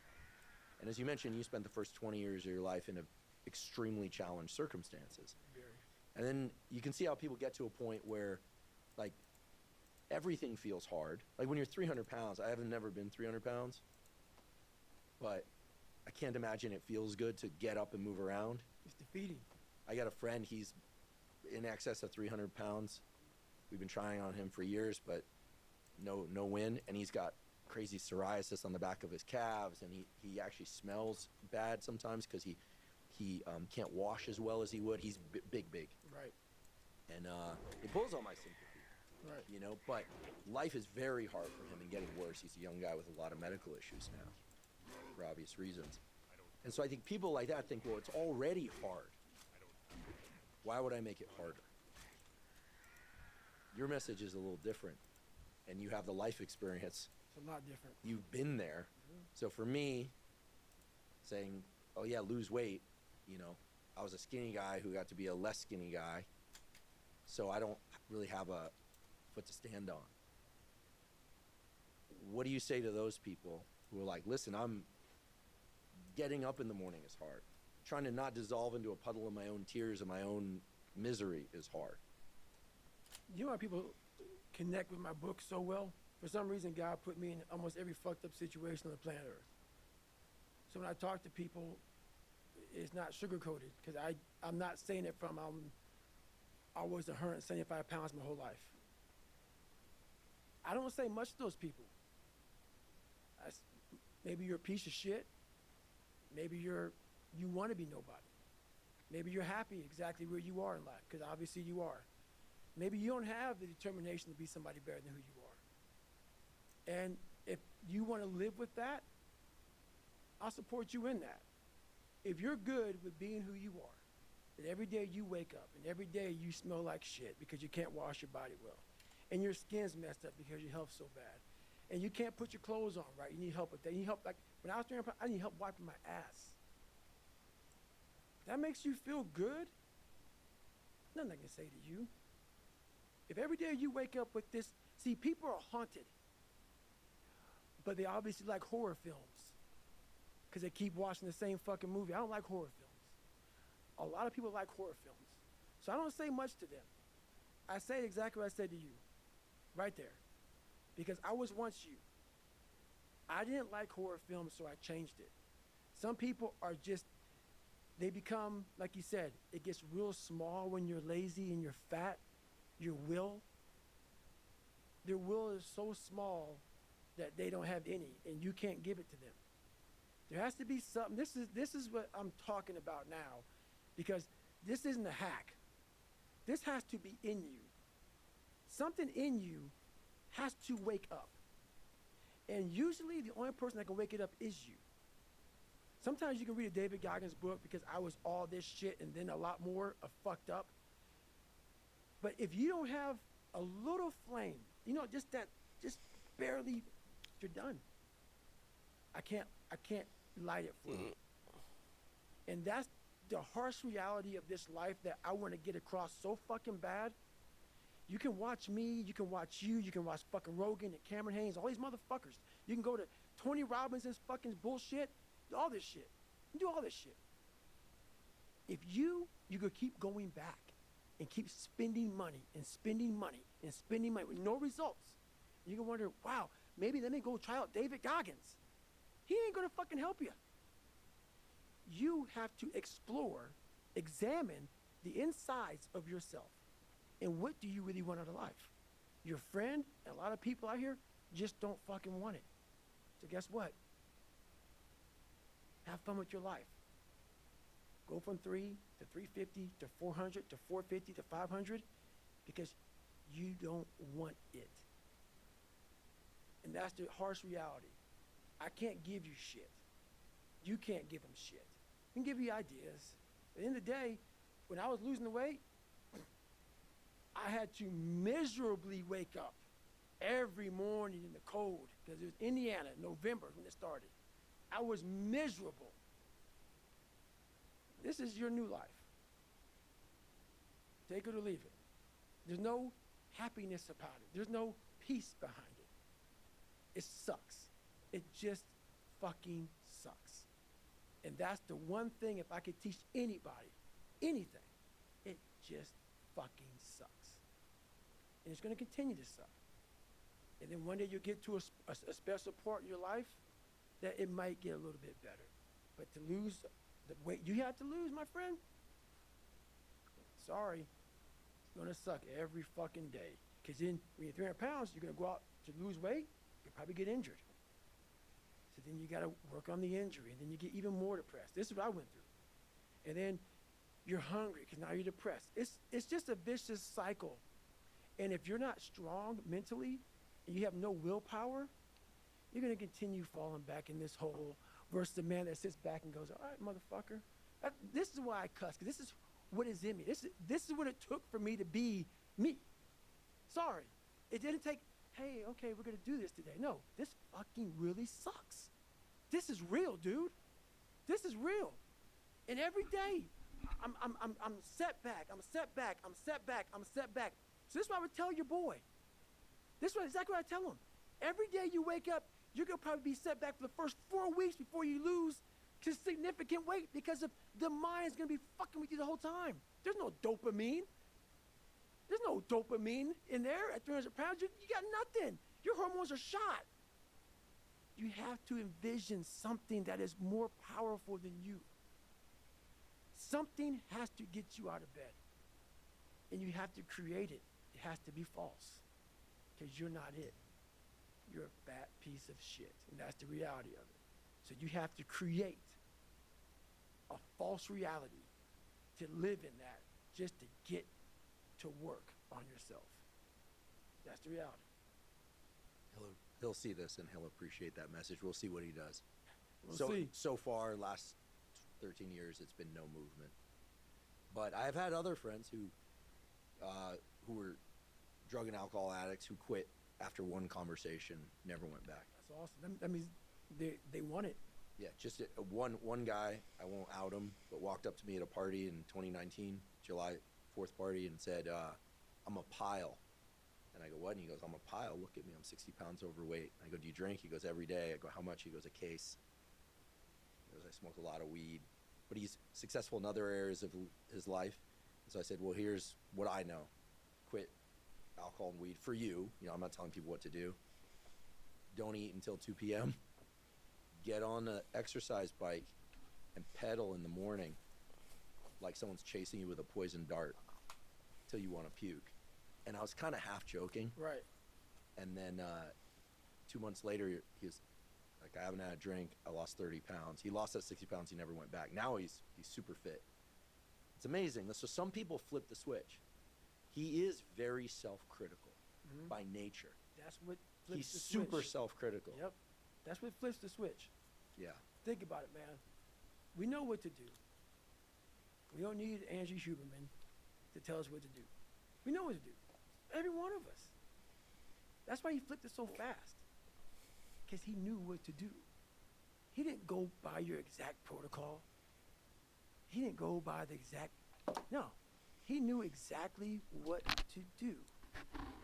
And you just saying some shit to him, it woke something up. He knew what to do. And that's the thing that people need to get that.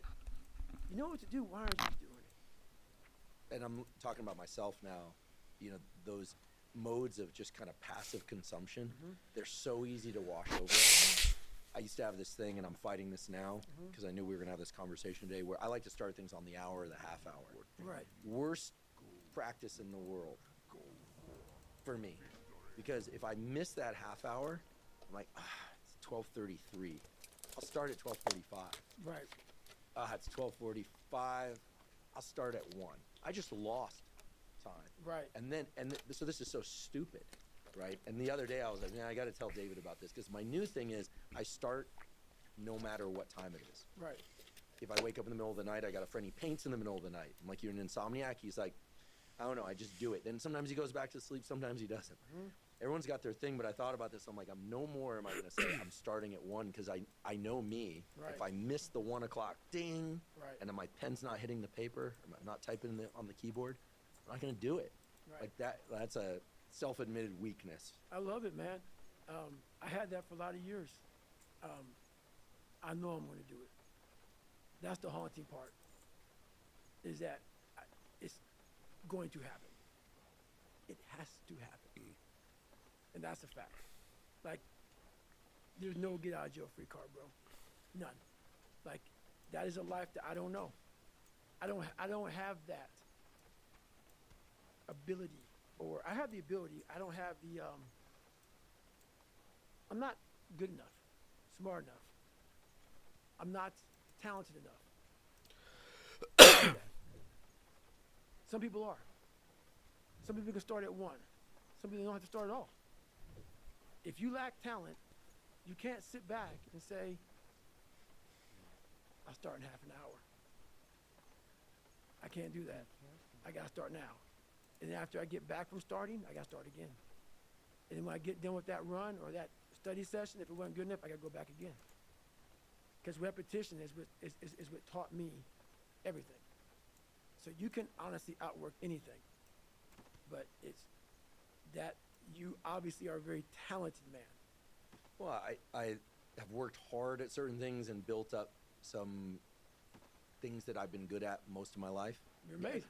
Gathering, Truly. organizing, and disseminating information is something I've been doing since I was a little kid. I used to give lectures at school on Monday about stuff I learned over the weekend.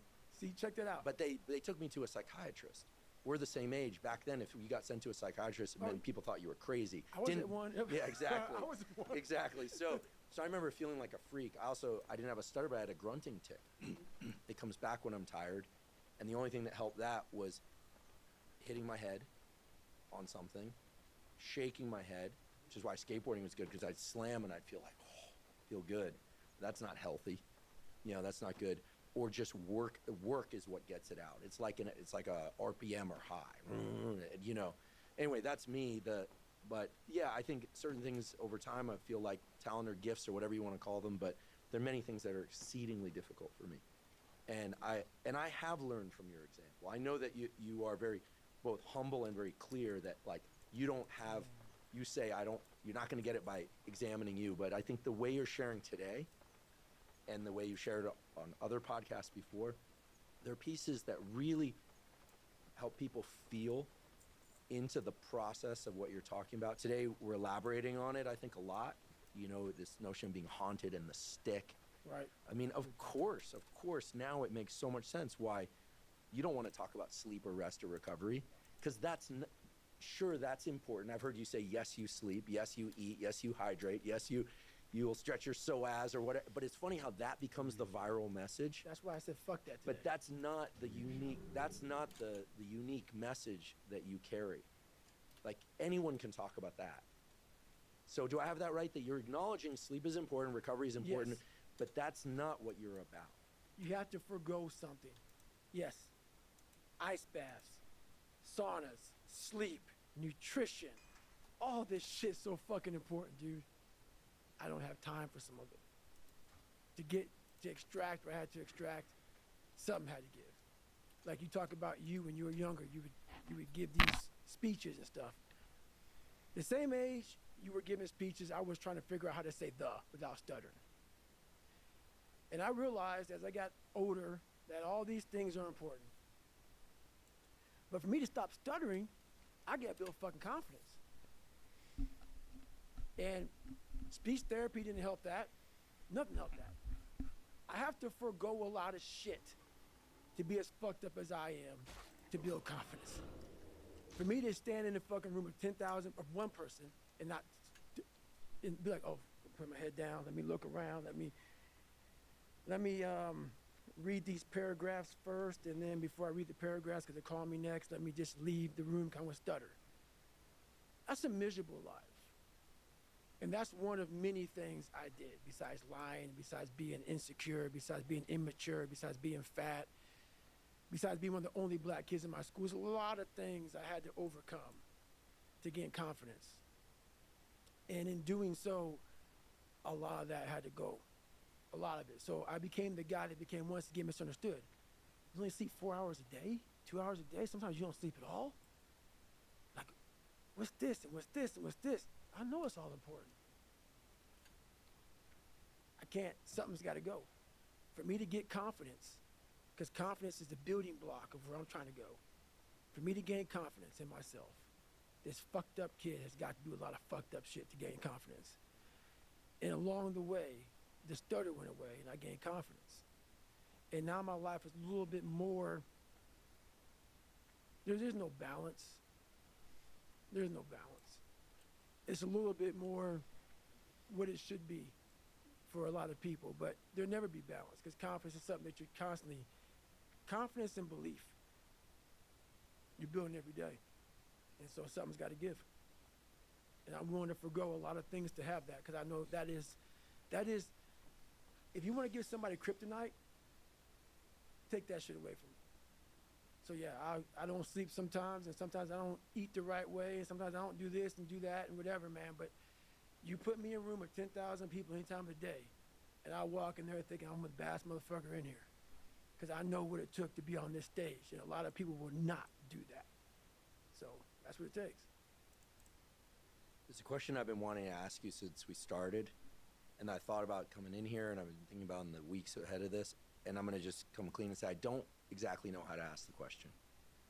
Just ask it. So it's about relationships. Oh, do it, man.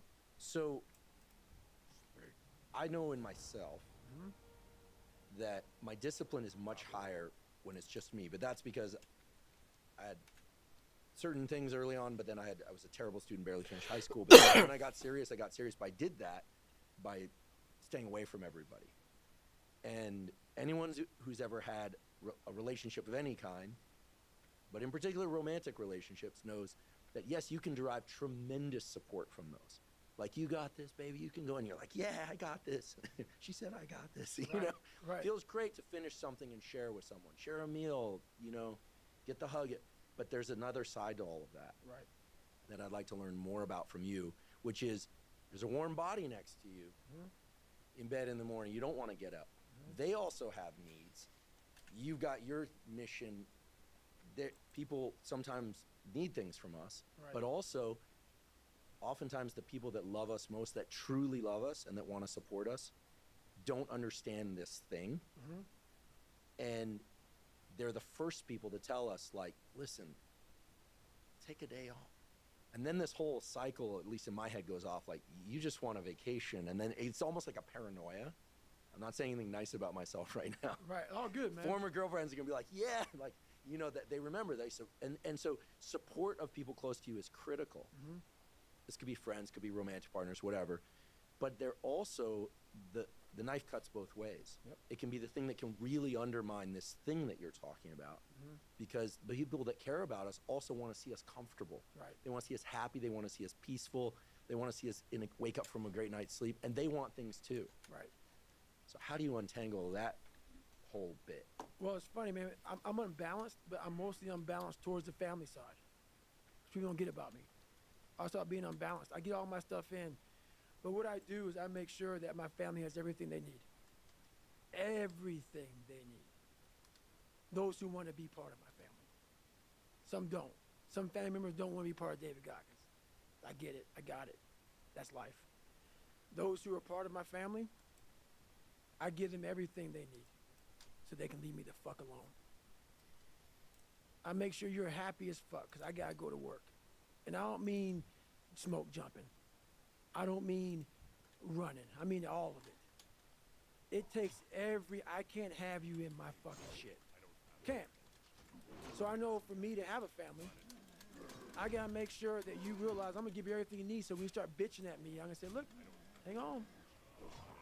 I dedicated my life to give you everything you need. I need this time right here. For me to be the best I can be because this journey started without anybody. And I make sure everybody knows that who comes in my life. I've been left, think about it. I was left alone at a young age to figure this shit out.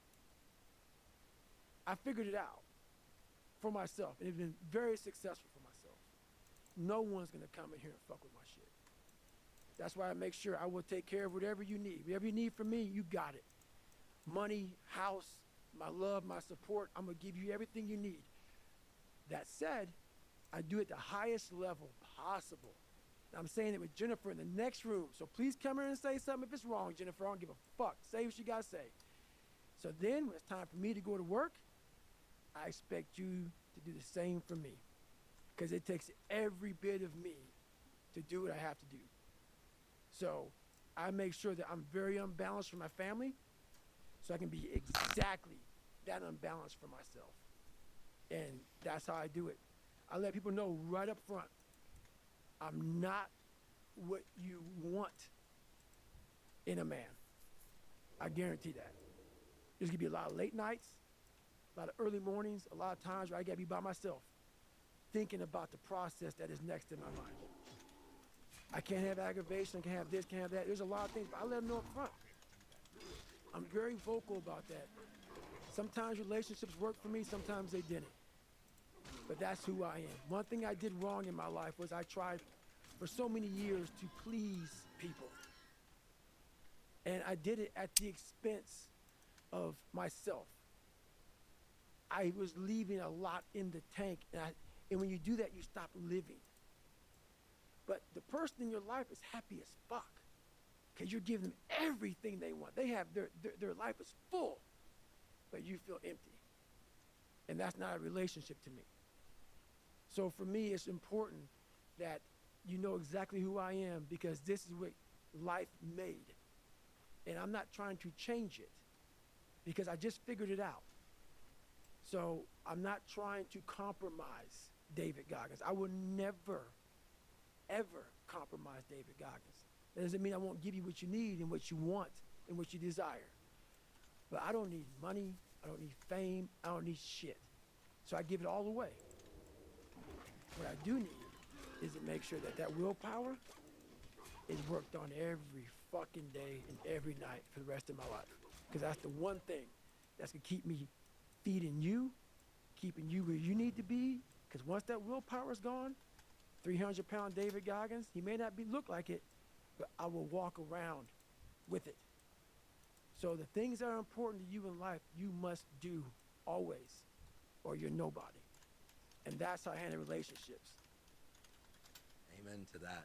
Something I could personally work on, that upfront, clear communication, because it resonates, that feeling of like there's something inside that's not getting worked out that when I'm on my own, it's a lot easier. But then of course, wanting relationships and family, I think that's a healthy part of being human too. And obviously you've worked it out, so I appreciate you sharing that. I don't think I've ever heard you talk about it that way before. People are scared of that, man. People are scared of that conversation with their wife, husband, girlfriend, boyfriend. But why are you scared of it? Why are you scared to tell a motherfucker, your wife, your husband, who you are? Who you are, exactly who you are. And that was the problem I had. That's a problem that a lot of us have in life. No one knows who you really are. No one knew who I really was. I went to a school where there were a lot of black kids. A lot of black kids didn't want to be in special ops. I never talked about special ops with black kids. Why? I was wondering I'm not going to fit in. That's not what they do. A lot of black kids don't do that kind of shit. So whatever I wanted to do, no one really knew the real me growing up, because I never wanted anybody to know the real me. I was always afraid of what you might say or how you're going to feel or whatever. You got feelings. You have a life that you have to live. So it's important that whatever's on your mind, you let that person know. Therefore, you're giving them the option to be with you or not. This is who I am. If you don't like it, that's good, man. I got it. But this is David Goggins. So there's that honest conversation is very important, man. So everybody knows where they stand. That person may not be for you. That's all good. This world could use a lot more of that upfront, completely honest conversation. I feel like so much of the world's problems are because everyone's dancing around these issues. It takes a lot. Recently in the news, seeing people losing their job because they won't say something publicly. You can tell they kind of want to. It's like people just, I think deep down, really crave the direct message. Like, what are you about? What are you not about? But I think now everyone's afraid of getting canceled.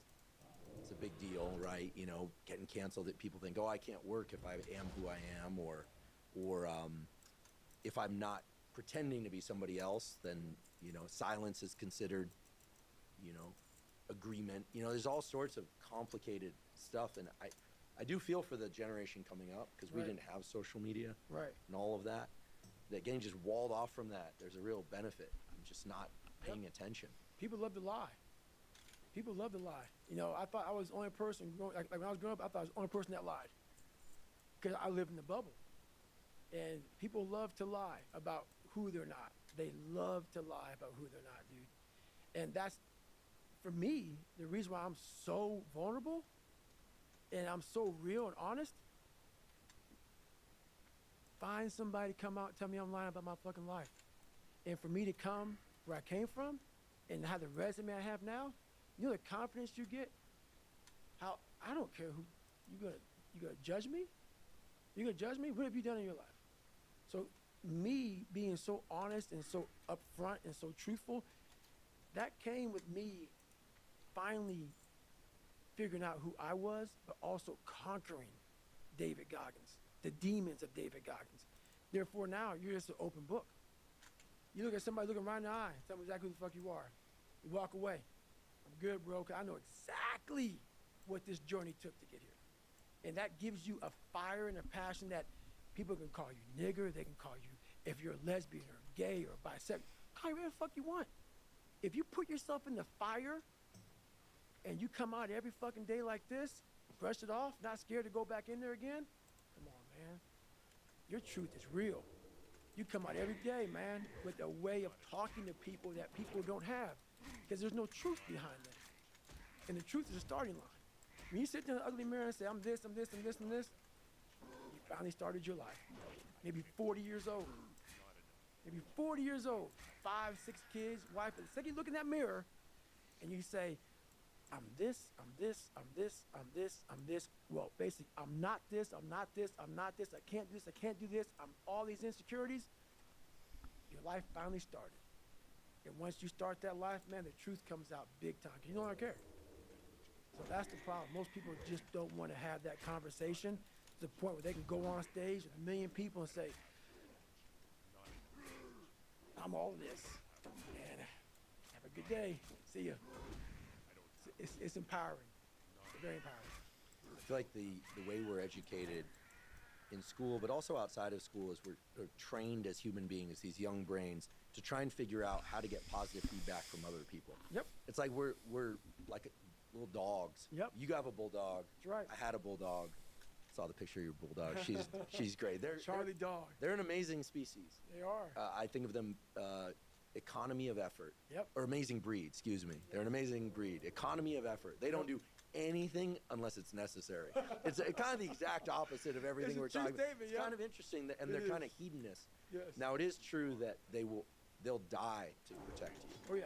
And it's an instinct. Yes. I saw that with Costello. I'm sure that. I saw it with Charlie. Yeah, it's an instinct, but if you're not in that position.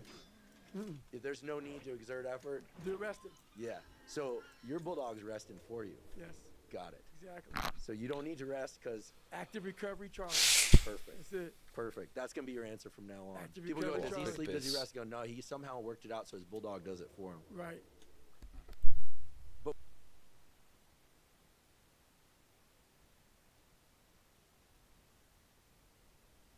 But we're sort of indoctrinated into this way of being from a time that we're young, where, of course, praise feels good, right? Someone tells you, hey, I like that shirt, or good job today, or nicely done. Or for me, because I like growing up in a big pack of friends growing up, and I was never the great athlete, wasn't terrible, wasn't great, etc.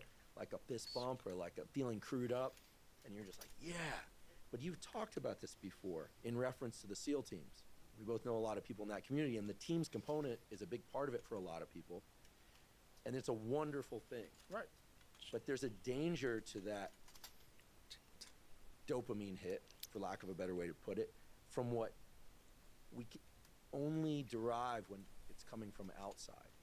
You're talking about being able to either say good job, but also like just look at his own personal history and say, I've done hard things and I can do it again and again because I do it again and again and again. You're talking about parenting yourself, yep, inspiring yourself, yep, scaring yourself, yep, all of that from the inside. Yes. So very different than the way we're raised, which is to figure out how to get the biscuit. It's funny, man. People want to know how I'm always motivated. It's the unseen work.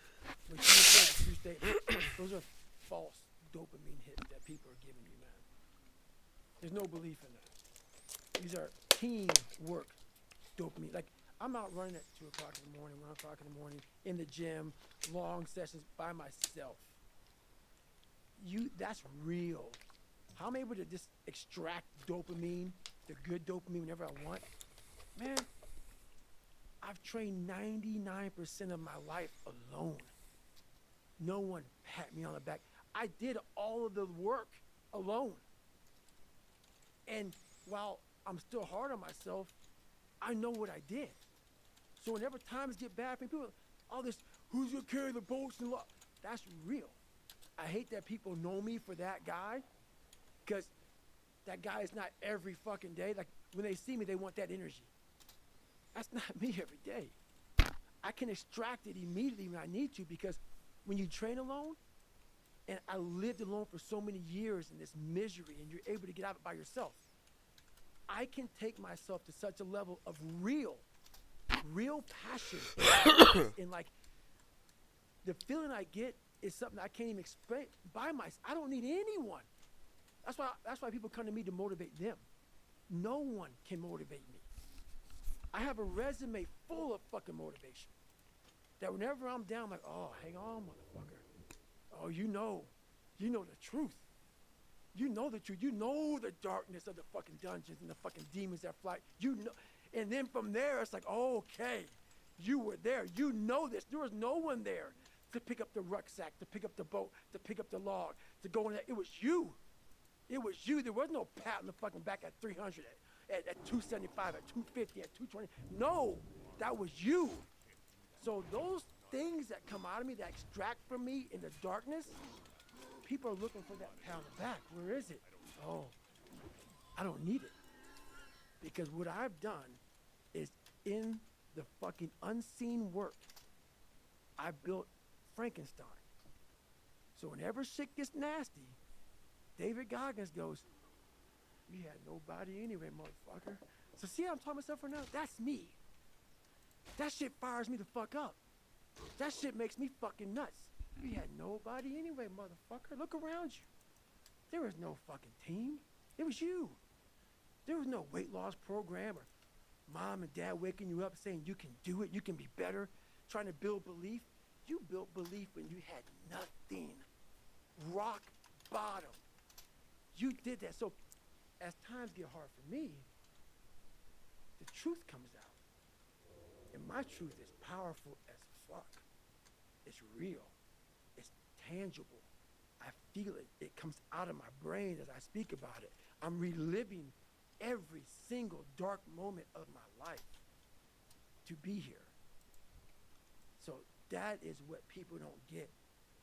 That is what motivates David Goggins, is the unseen work. But everybody needs that. They need that training partner. They need that accountability coach. I don't need that shit. And neither do they. But it's what we've trained ourselves to believe that we need. It's almost like there's this pill on the shelf. I'm speaking in analogy. Right. And we take it and we get jazzed up. We're like, yeah. But there's this other medicine cabinet behind there, and it's in us. That's You're right. saying the real medicine cabinet is inside. Oh, yes.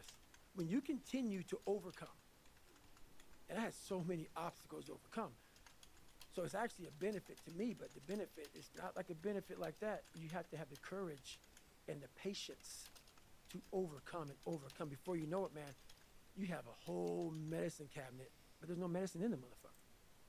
There's no pre-workout. I don't take none of that shit.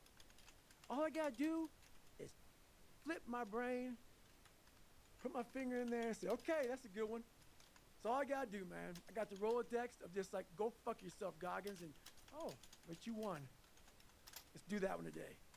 There's nothing I need.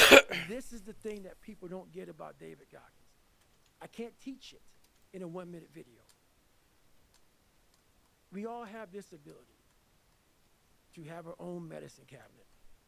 But unless you go in there and put the medicine in there, it's always gonna be fucking empty, man. You're always gonna need the pre-workout. You're always gonna need I don't drink coffee. I don't do none of that. I don't need it. I can run for 70 hours, and I have before. No caffeine. I got all this wonderful shit that I overcame on my own, by myself, in the darkness. That, man, when it's cold, I'm hot. When it's hot, I can feed myself all the time. And that's why when people say, man, why aren't you missing anything? I can't explain it to you, man. I can't explain it to you. You'll never understand. That's why I don't do all these podcasts, dude. I love you, man. That's why my first book, you did a blurb for me. That's why I'm here. I love what you're doing for people, man, but I can't explain this. I can't explain this because people don't want to do this. They don't want to do this, man, but I don't know, man. I get jazzed up even talking about it, man, because so many people think my life is just so, oh God, his life is horrible. Like, don't follow him. He's crazy. Really? But there are a good number of people, I would say, and that's Yes. that actually There do. are. I think what I'm hearing today, and it's really sinking in, is that a great many people either partially or completely misunderstand you. Yes. Big time. I'll put myself in the partially category. Big time. Because I thought it was about just a forward center of mass, carrot, carrot, carrot, carrot, but it's the stick. It's the stick. And it's being haunted. And, I do have examples from my own life, which is not what today's about being really afraid and then turning things around. Right. My biggest fear is getting comfortable. Right. I do not have as much of a stick-oriented approach, but today's conversation's changing the way I think. I'm not going to step away from this and think, okay, there are 25 neural circuits that can explain everything that David's talking about, and what I'm thinking about is the fact that everybody has a brain. They have a mind.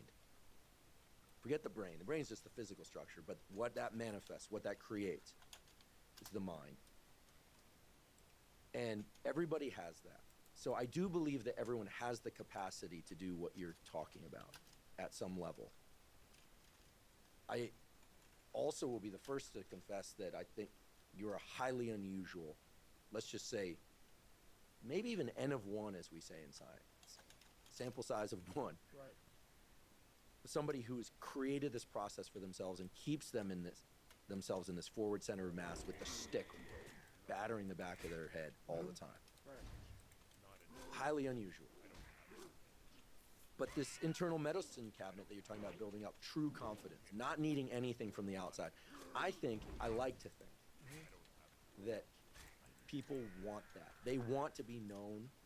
They're afraid, but that they want to be known for who they really are, and that you're describing the path to do this. Right. And I will say, I'm immensely grateful that you're talking to us this way today about things that you talked about before, but we're hitting it a little differently, I like to think. Very different.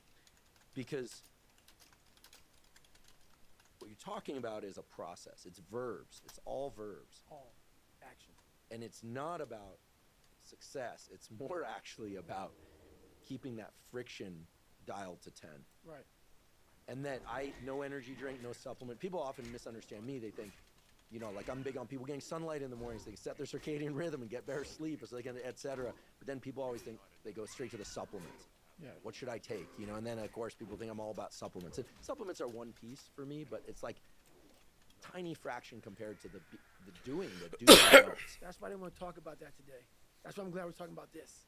This is it. This is it. Like, the brain is the most powerful weapon in the world. And it's crazy how a kid that wasn't real smart, I was forced to go only internal. External had to go away. The external world had to go away. And living so deep inside myself, it was me in this brain and figuring out how this thing works. And it's so many people are doing exactly that.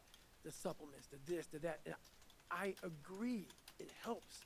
But once you figure out your brain, you become unstoppable to almost anything. Yeah, you can't beat that, you can't whatever. Your brain's amazing.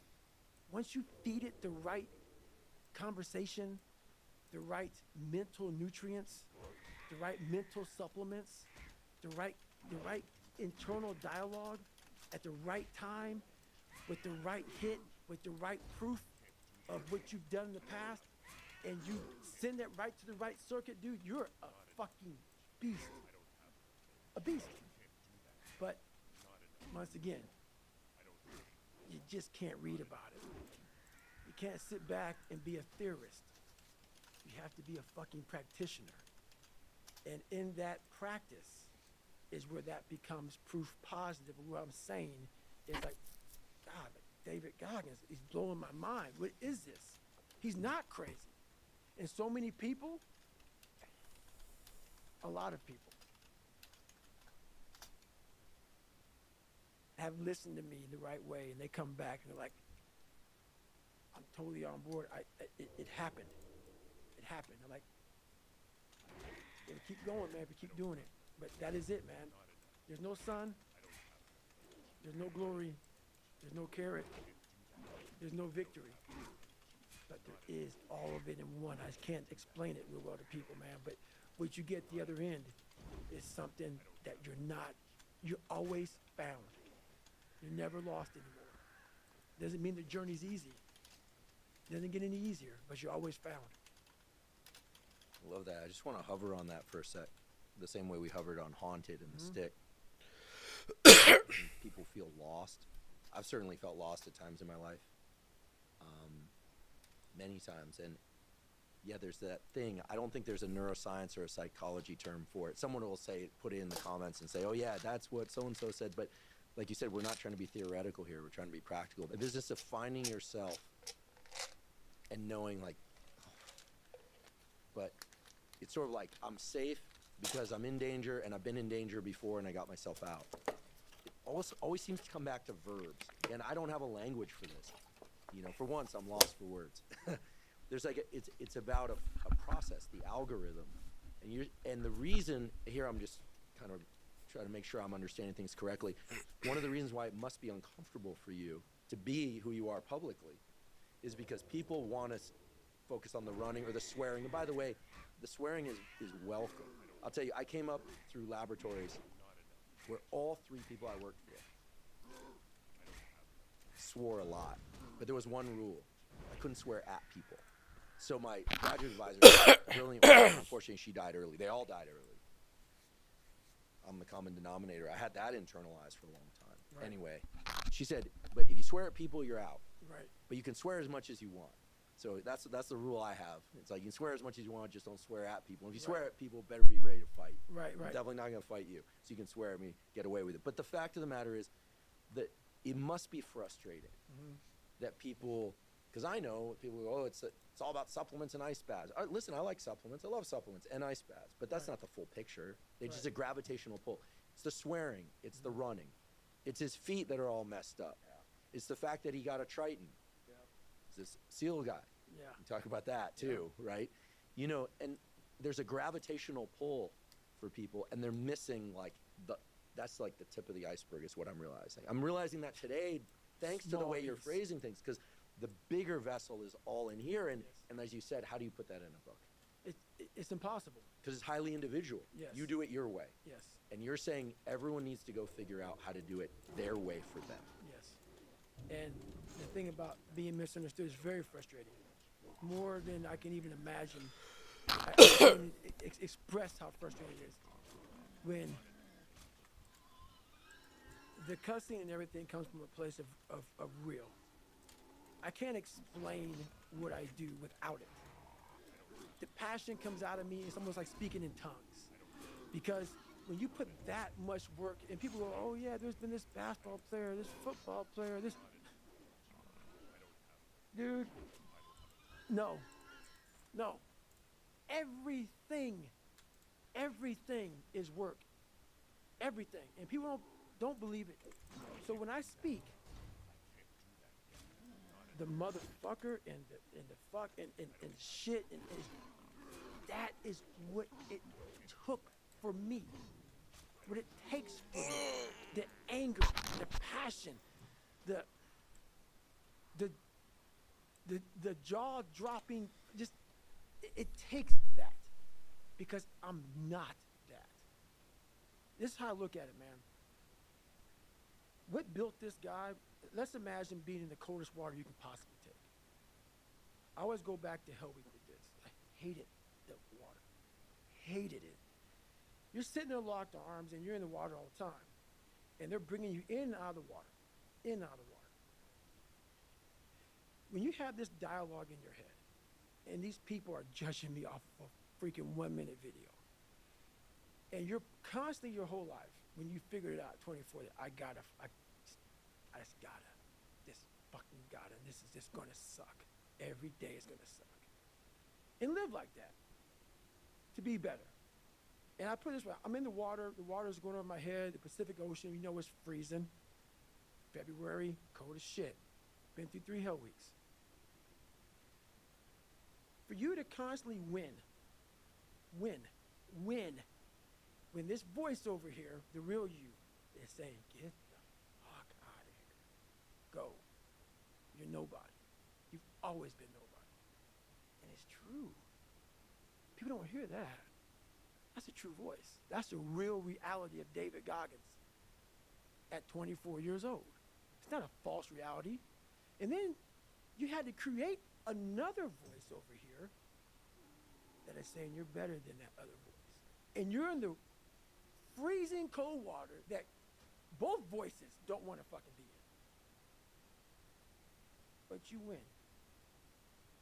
And it goes from the water to the studying, to the running, to losing weight, to how you eat, to how you function as a man. Every day of your life, you're winning these battles.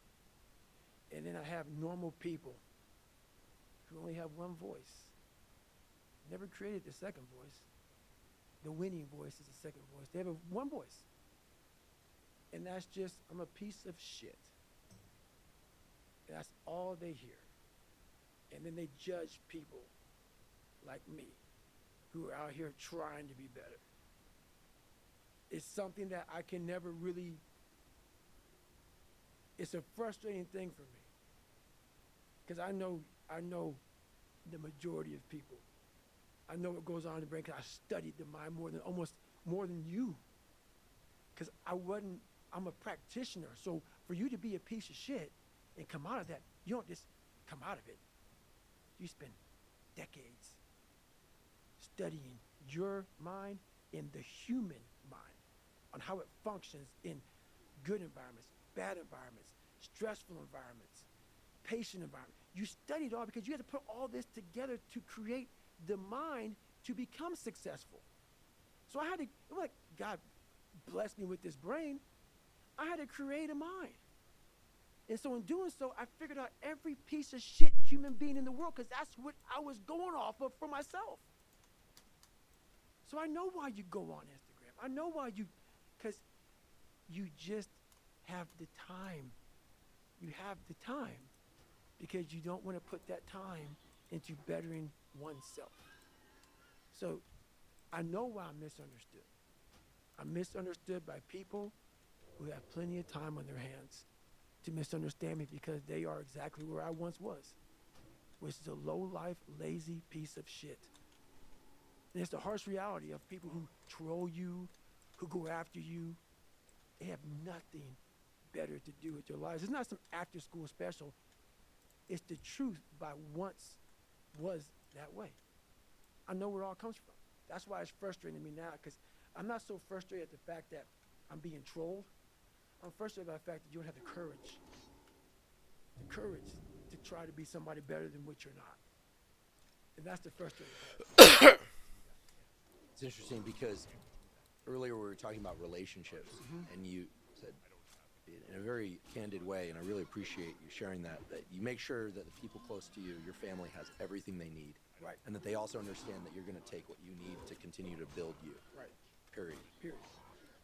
In some ways, it seems you've also included the general public in that family. You're saying, listen, I'm going to give you what you need. I'm going to give you as much of myself as I can, except I'm going to stop right at the line. That's right. That if I were to cross it, is going to prevent me from continuing to build myself. And by the way, this relationship only exists because I don't cross that line. That's right. And I think as much as there are detractors out there, people that try, right? I mean, it's pretty, whatever they're doing is pretty feeble in my mind. I mean, it's like cap gun fire, you know, Yes. if that. Very feeble. You know, so many of us, men and women, old and young, hear something and feel something in your message.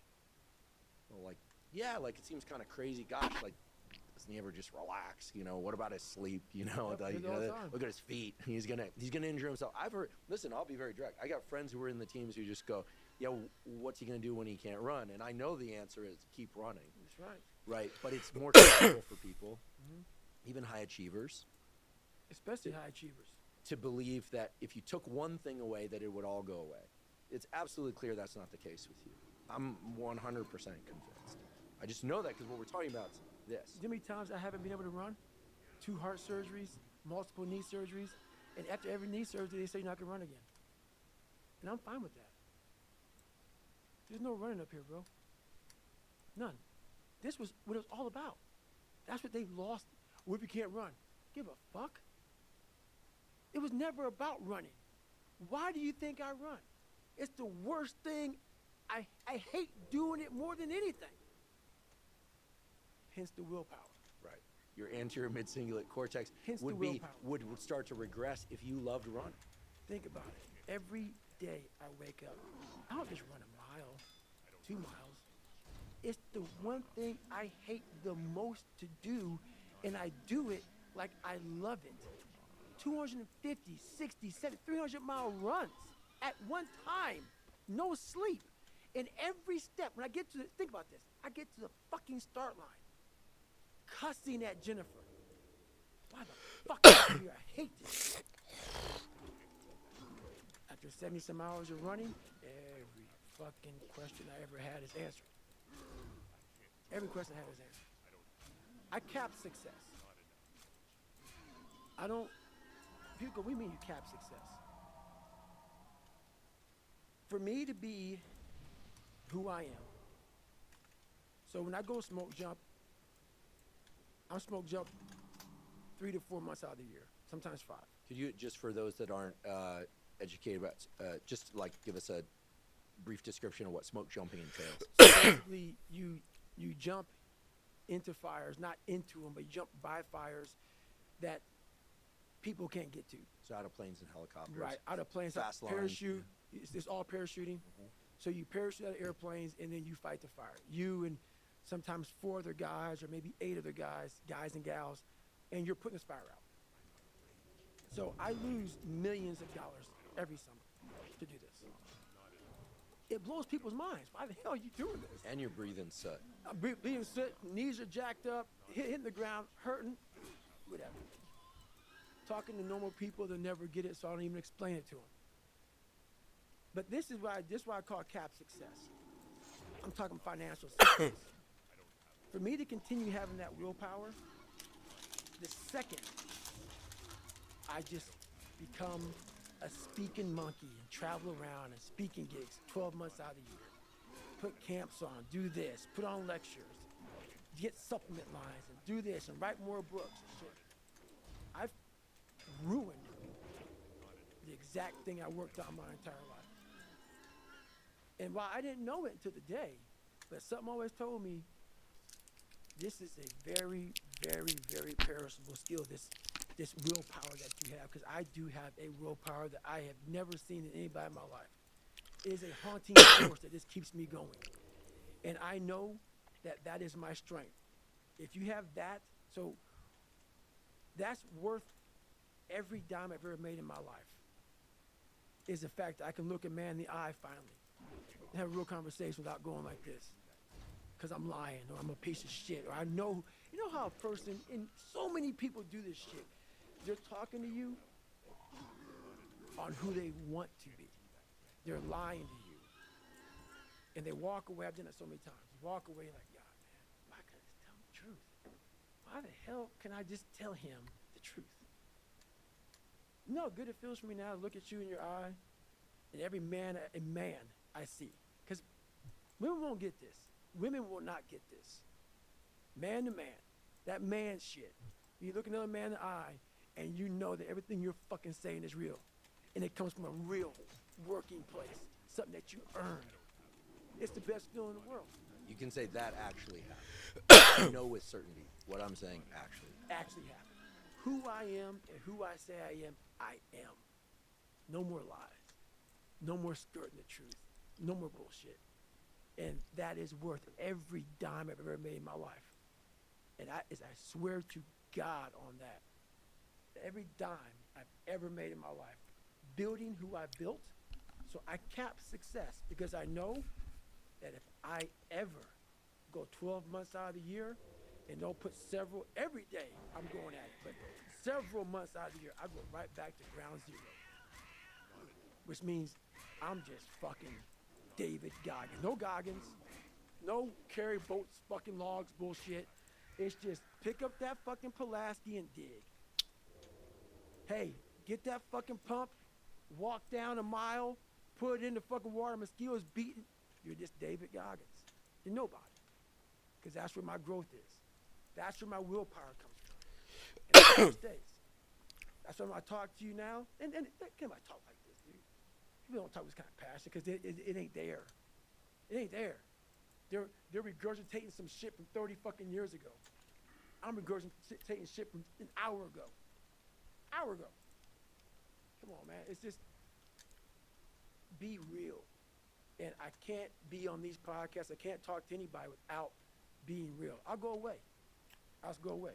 Because I can't give you what I want to give you. You said perishable skill. I think that's another set of words I want to highlight, because skill implies behavior. And when we were just talking a second ago about the deep, true bedrock sense of confidence that comes from looking someone in the eye and telling somebody something that you absolutely know it's true because it happened. You're talking about actions. You're not talking about perceptions. You're not talking about what you believe happened. You know it happened. And there's something really concrete about actions. I mean, that's what's so interesting is we're talking about the mind, but actions are the manifestation of the mind. And the stuff that just stays in here, people die with that. It doesn't go anywhere.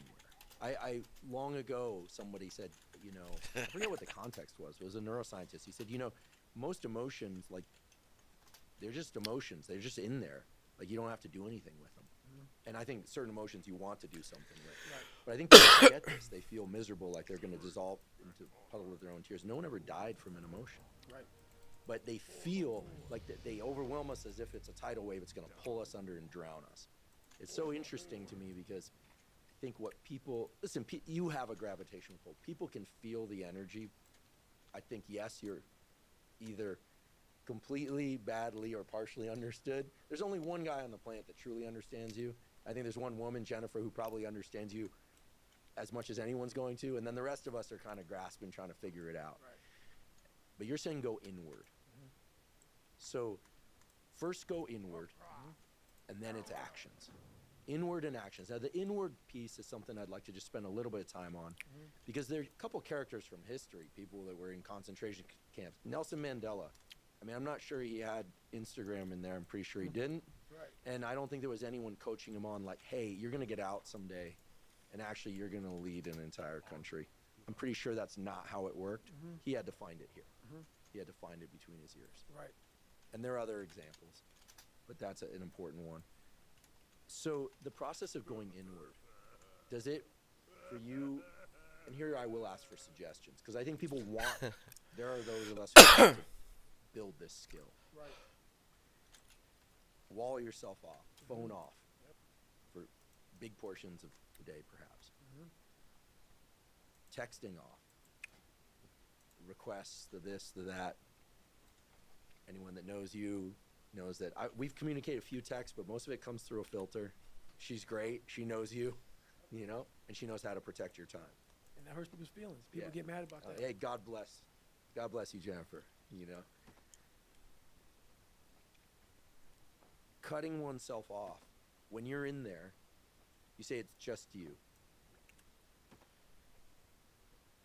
And the voices that come up are not pleasant.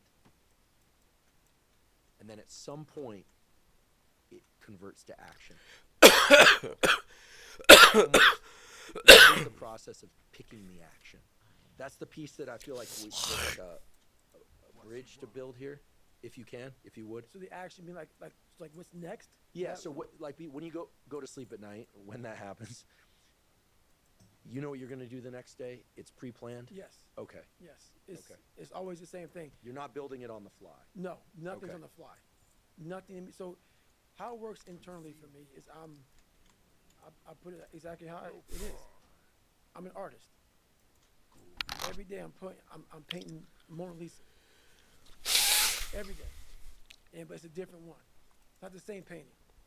So every day I wake up, even though I do the same thing, it takes a different way to get there. So every day in my mind, I'm going through my mind. I'm just like, and a good painter will not just paint. He needs to create. And you can't create with phones and everything going around you. So you got to block yourself off. You only do 2 podcasts in a year. You block yourself off, and you're painting this thing inside, and you're going through all these different colors of paint and everything else. And you can only figure out the right painting if you spend the correct amount of time in your brain. So every single day, I'm literally going through my mind, and I'm painting. I'm creating this masterpiece. And the masterpiece is always myself. But to do that, you cannot have any distractions. Because if you're talking to an artist and he's trying to think about the next painting, he can't. It's impossible to listen to you and listen to what your mind and body are telling you we must do. People don't do enough of. They don't do any of it. They don't have passion. They lack passion, drive, determination because you haven't spent time with yourself. Your mind will tell you what is next. But you haven't spent the time to go, all right, let me just figure this out. You're looking for, let me Google this and let me Google that. And you're not going to find it there because there's billions of people in this world. And they're all supposed to be individuals. But we have a pack mentality. That's why you're so fucking lost. Why am I so unique? I'm being exactly what the fuck I was supposed to be. I ain't follow shit. And when I did follow shit, I was like everybody else. The second I said, okay, man, hang on, dude. You don't like this, you don't like this, you don't like this. Who are you, David Goggins? Who are you supposed to be? Miraculously, all these things just, I couldn't even, the list of shit I had to do just, wham. It's like, fuck, okay. Wow. Once you sit down with yourself and say, okay, I don't want to be like Michael Jordan or Jim Brown, that both were on my birthday, so I looked at their birthdays, like, oh, maybe I can be one of these. I can't. I'm going to be David fucking Goggins. And that looks like this. It just came, everything flooded. So every single day of my life, there's a different thing that comes up that I have to do. But no one knows what to do because everybody else is following steps. Like the Republican and Democratic parties. I'm not political. Neither am I. At all, for this reason. Republicans are going to vote Republican. Democrats are going to vote Democrat. You're not even a human fucking being, bro. No way all you fuckers agree with all the same fucking shit. And I know I don't. So once you figure out yourself and who you are, all the answers come. So every night, a different painting is being painted. And it's a beautiful painting for myself. I'm like, okay, that's it. It may look the same to most motherfuckers. But the end result is very fucking different. That's why my laundry, if you look at what I've done in 49 years, it's more than most people ever do in their life because they were a race car driver. And that's what they did. They drove a fucking car. It's great. I was all kind of shit because that's exactly what the painting was saying to do. What the mind was saying to do. It wasn't saying just drive a car, so then that race car driver know what the fuck to do. He retires from being a race car driver, and they're lost. People go, how are you still, I don't get it. Dude, you're never going to fill your list, but you just never found your list because it never was presented in front of you because your head was cluttered with shit. Because you never just stopped for lots of minutes, lots of years, and just said, all right, it's me and you. Let it go. And it just, bam, it's right there. Right there. I'm not a psychologist, as I mentioned before, but I'm going to venture a hypothesis here. Mm-hmm. I think that you've mastered the process of internal dialogue. But when I say dialogue, I think most people think, oh, the inner voice, the chatter. But that's just one half of a dialogue. A dialogue is a two-way street. So I completely agree, because I know from experience that when we go inward, oftentimes we hear things, if we're really honest with ourselves, it's like, oh, no, I don't want to think about that or that. No. And then we start looking outward, or we start trying to shift our attention or distract. And there are a million reasons that are handed to us, excuses and seemingly good justifications to be able to do that. But dialogue is a two-way street. And it hit me while you were just saying what you were saying. I was paying very close attention, and I realized David Goggins is talking about the voice that comes up, including the terrible stuff that no one wants to hear about themselves from themselves. But then he's also got the dialogue down where he knows the counter voice. Right. He goes, yeah, you're right. And so I'm going to do this. Or maybe, no, remember this. You're in a dialogue, a two-way dialogue in there, not a one-way chatter dialogue. There are books written by famous psychologists about chatter, trying to shift your internal narrative. You're like, bring the internal narrative, that's what going inward is about. But it's not one voice. Again, there's a hypothesis. So I'm not claiming to be all-knowing. Lord knows I'm not all-knowing, okay? But you've mastered the dialogue, and if there are three voices, strong, medium, and weak in there, you're like, let's all come to the table. Right. So you've got a symphony of voices in there that are all you, that you know to be you. Right. And you know how to have those conversations. You're not afraid of those conversations. And then you know what the outcome of that committee decision is, and you put it into real-world action. And the world only sees the action. That's it. And only you can know your internal dialogue, and only I can know my internal dialogue.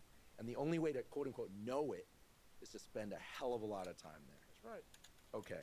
A lifetime. Got it. A lifetime. Like, think about it. For me to be sitting here in front of you, you're not going to call 300-pound Ecolab guy to come sit here. You might. I don't know. Maybe. Probably not. Probably not. Think about this. What we teach you is kindness to yourself. Do you think if I taught myself kindness, and I agree with it, guys, so many people take me out of context, it's ridiculous. Take it however the fuck you want to take it. When I was 300 pounds, where do you think that conversation would have got me if I spoke kindness to myself? I'll tell you where it gets me. Right back to 7-Eleven, another box of mini chocolate donuts and a chocolate milkshake. That's the one voice. That's the one voice that most of us have that you're talking about. If you don't have a conversation in there, the other voice that you create that says, oh, okay, how does this look? Looks very ugly. That kind conversation for me went away a long time ago, which is why the dialogue is now, which you see a lot of action, because most people have inaction, because there's one person talking.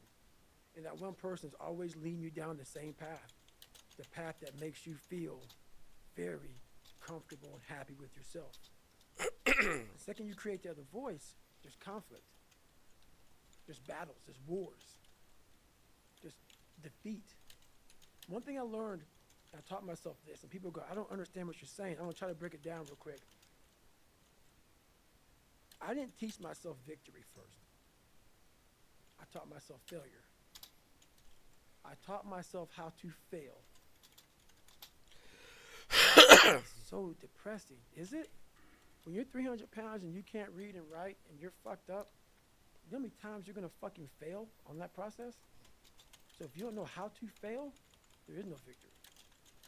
I never talked about winning, because I knew the path to winning was gonna be years of failing first. So I taught myself how to fail properly. No one teaches you how to fucking fail. But if you're going out for insurmountable fucking odds that make absolutely no fucking sense, a black kid that can't swim, 300 pounds gonna be a Navy SEAL. Okay. You better teach yourself how to fail first. Because if you sit in failure for too long, you'll never come out of it. So the first part of my success was learning how to fail properly. And then eventually, I started getting a few victories. But that's what people don't get. When you have buried yourself in such a deep fucking hole, you better first talk about the failures you're gonna have first, and that's when that other voice comes up. It tells you we gotta do something, but it also tells you, boy, I'm not gonna lie to you, Goggins, you're in for a fucking climb, bro. You're gonna get handed to you, made fun of, the outside noise, the inside noise. Both voices are gonna be fucking telling you to go fuck yourself. You are in hell, bro. I am. So I better learn to fail. So this is what you mean when you say that whatever anyone says, it's insignificant. Insignificant as fuck. Right. It's the cap gun fire, because Yes. it's just like it, because the voice in your own head is far worse. And I should say, sorry, one of the voices in your head. Yes. Yeah, I'm being very like detailed, almost surgical about that, because I think this thing about inner dialogue we think is one voice. Yes. But you're making it clear it's many voices. It is.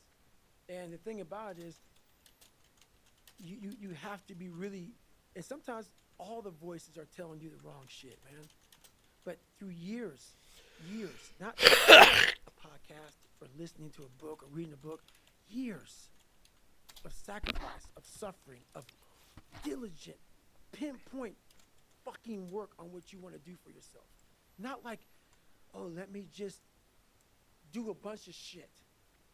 I want to be in every task possible. No.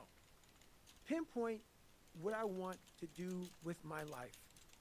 What happens is you have all these voices that are telling you you're fucked up and this is going to be hard, but for some reason, you put so much practice into you that you can ignore every one of them that are telling you you're not gonna fucking make it, and still be able to fucking make it. Because you have put the practice in that you know this is the process. It's such a daunting task that all the voices are saying no. But you still have the conviction that I know I can do this. And that's what it took for me to get here. 20, 30 years ago, I had this 35 or whatever it was, 30 to 25 years ago, hype dream. And ever since then, every voice was like, you're a fucking nut. But when you put that practice in, every day you lace them up, and I don't mean run, it's just a metaphor for life. You lace them up every day. Pretty soon you'll fucking win.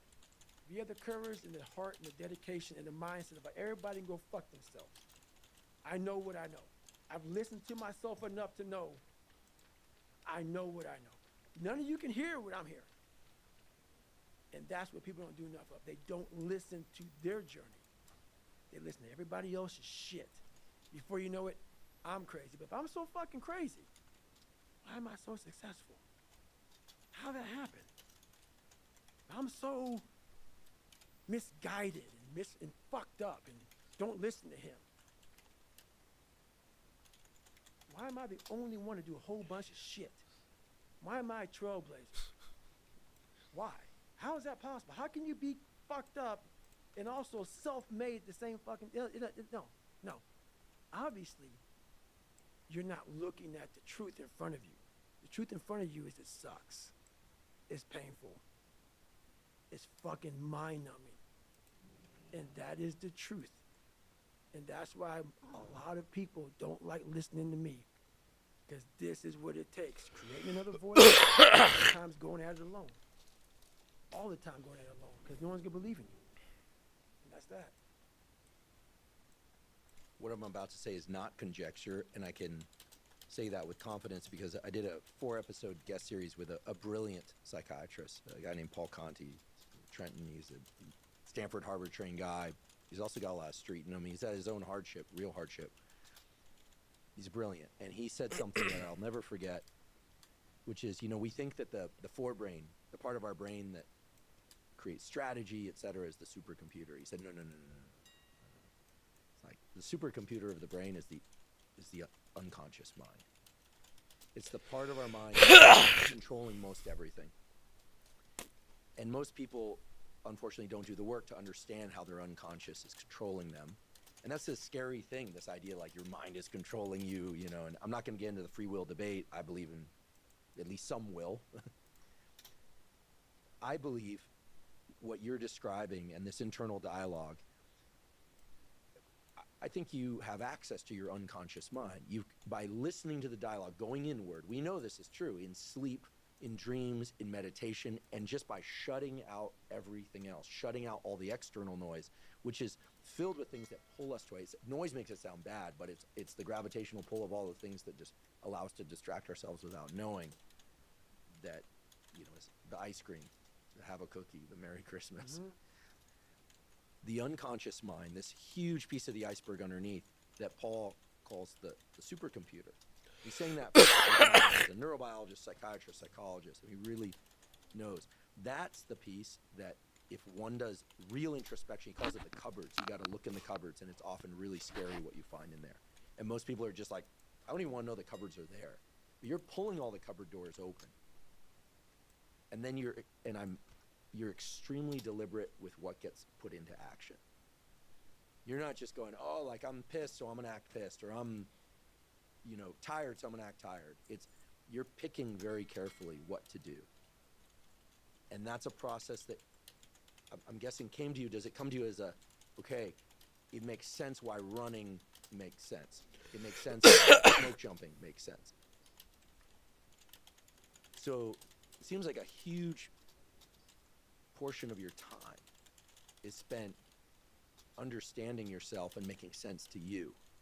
And so when people don't understand you, it's got to be extra frustrating. Yes. Because most people don't understand themselves, so that we're all running around going like, you're this, you're that. because most people are just unwilling to look inward. Right. And I'm including myself, by the way. Right. I mean, I've done a fair amount of introspection, but I'm inspired today, that word inspired, but it's true, motivated to start going inward further. Because it is scary. It's like we don't know what's in those cupboards. It's terrifying. Yes. Especially because we don't know. And those are the first ones to open up. And like he talked about, you got to go through those cupboards. I do spring clean every fucking day in those dark cupboards. Those dark cabinets, the ones I start with first. That's the real me. That's the real me. That's why I'm not ashamed. I used to hide. I don't hide anymore. He's exactly right. How much longer I do I don't know have? all the fucking science behind shit. I know what I know. That's why I'm listening. Yeah, I'm gonna end it here. If it was entertaining, sub for more related and unrelated videos. If you like, if you like the video, help me hit 500 subs for monetization, and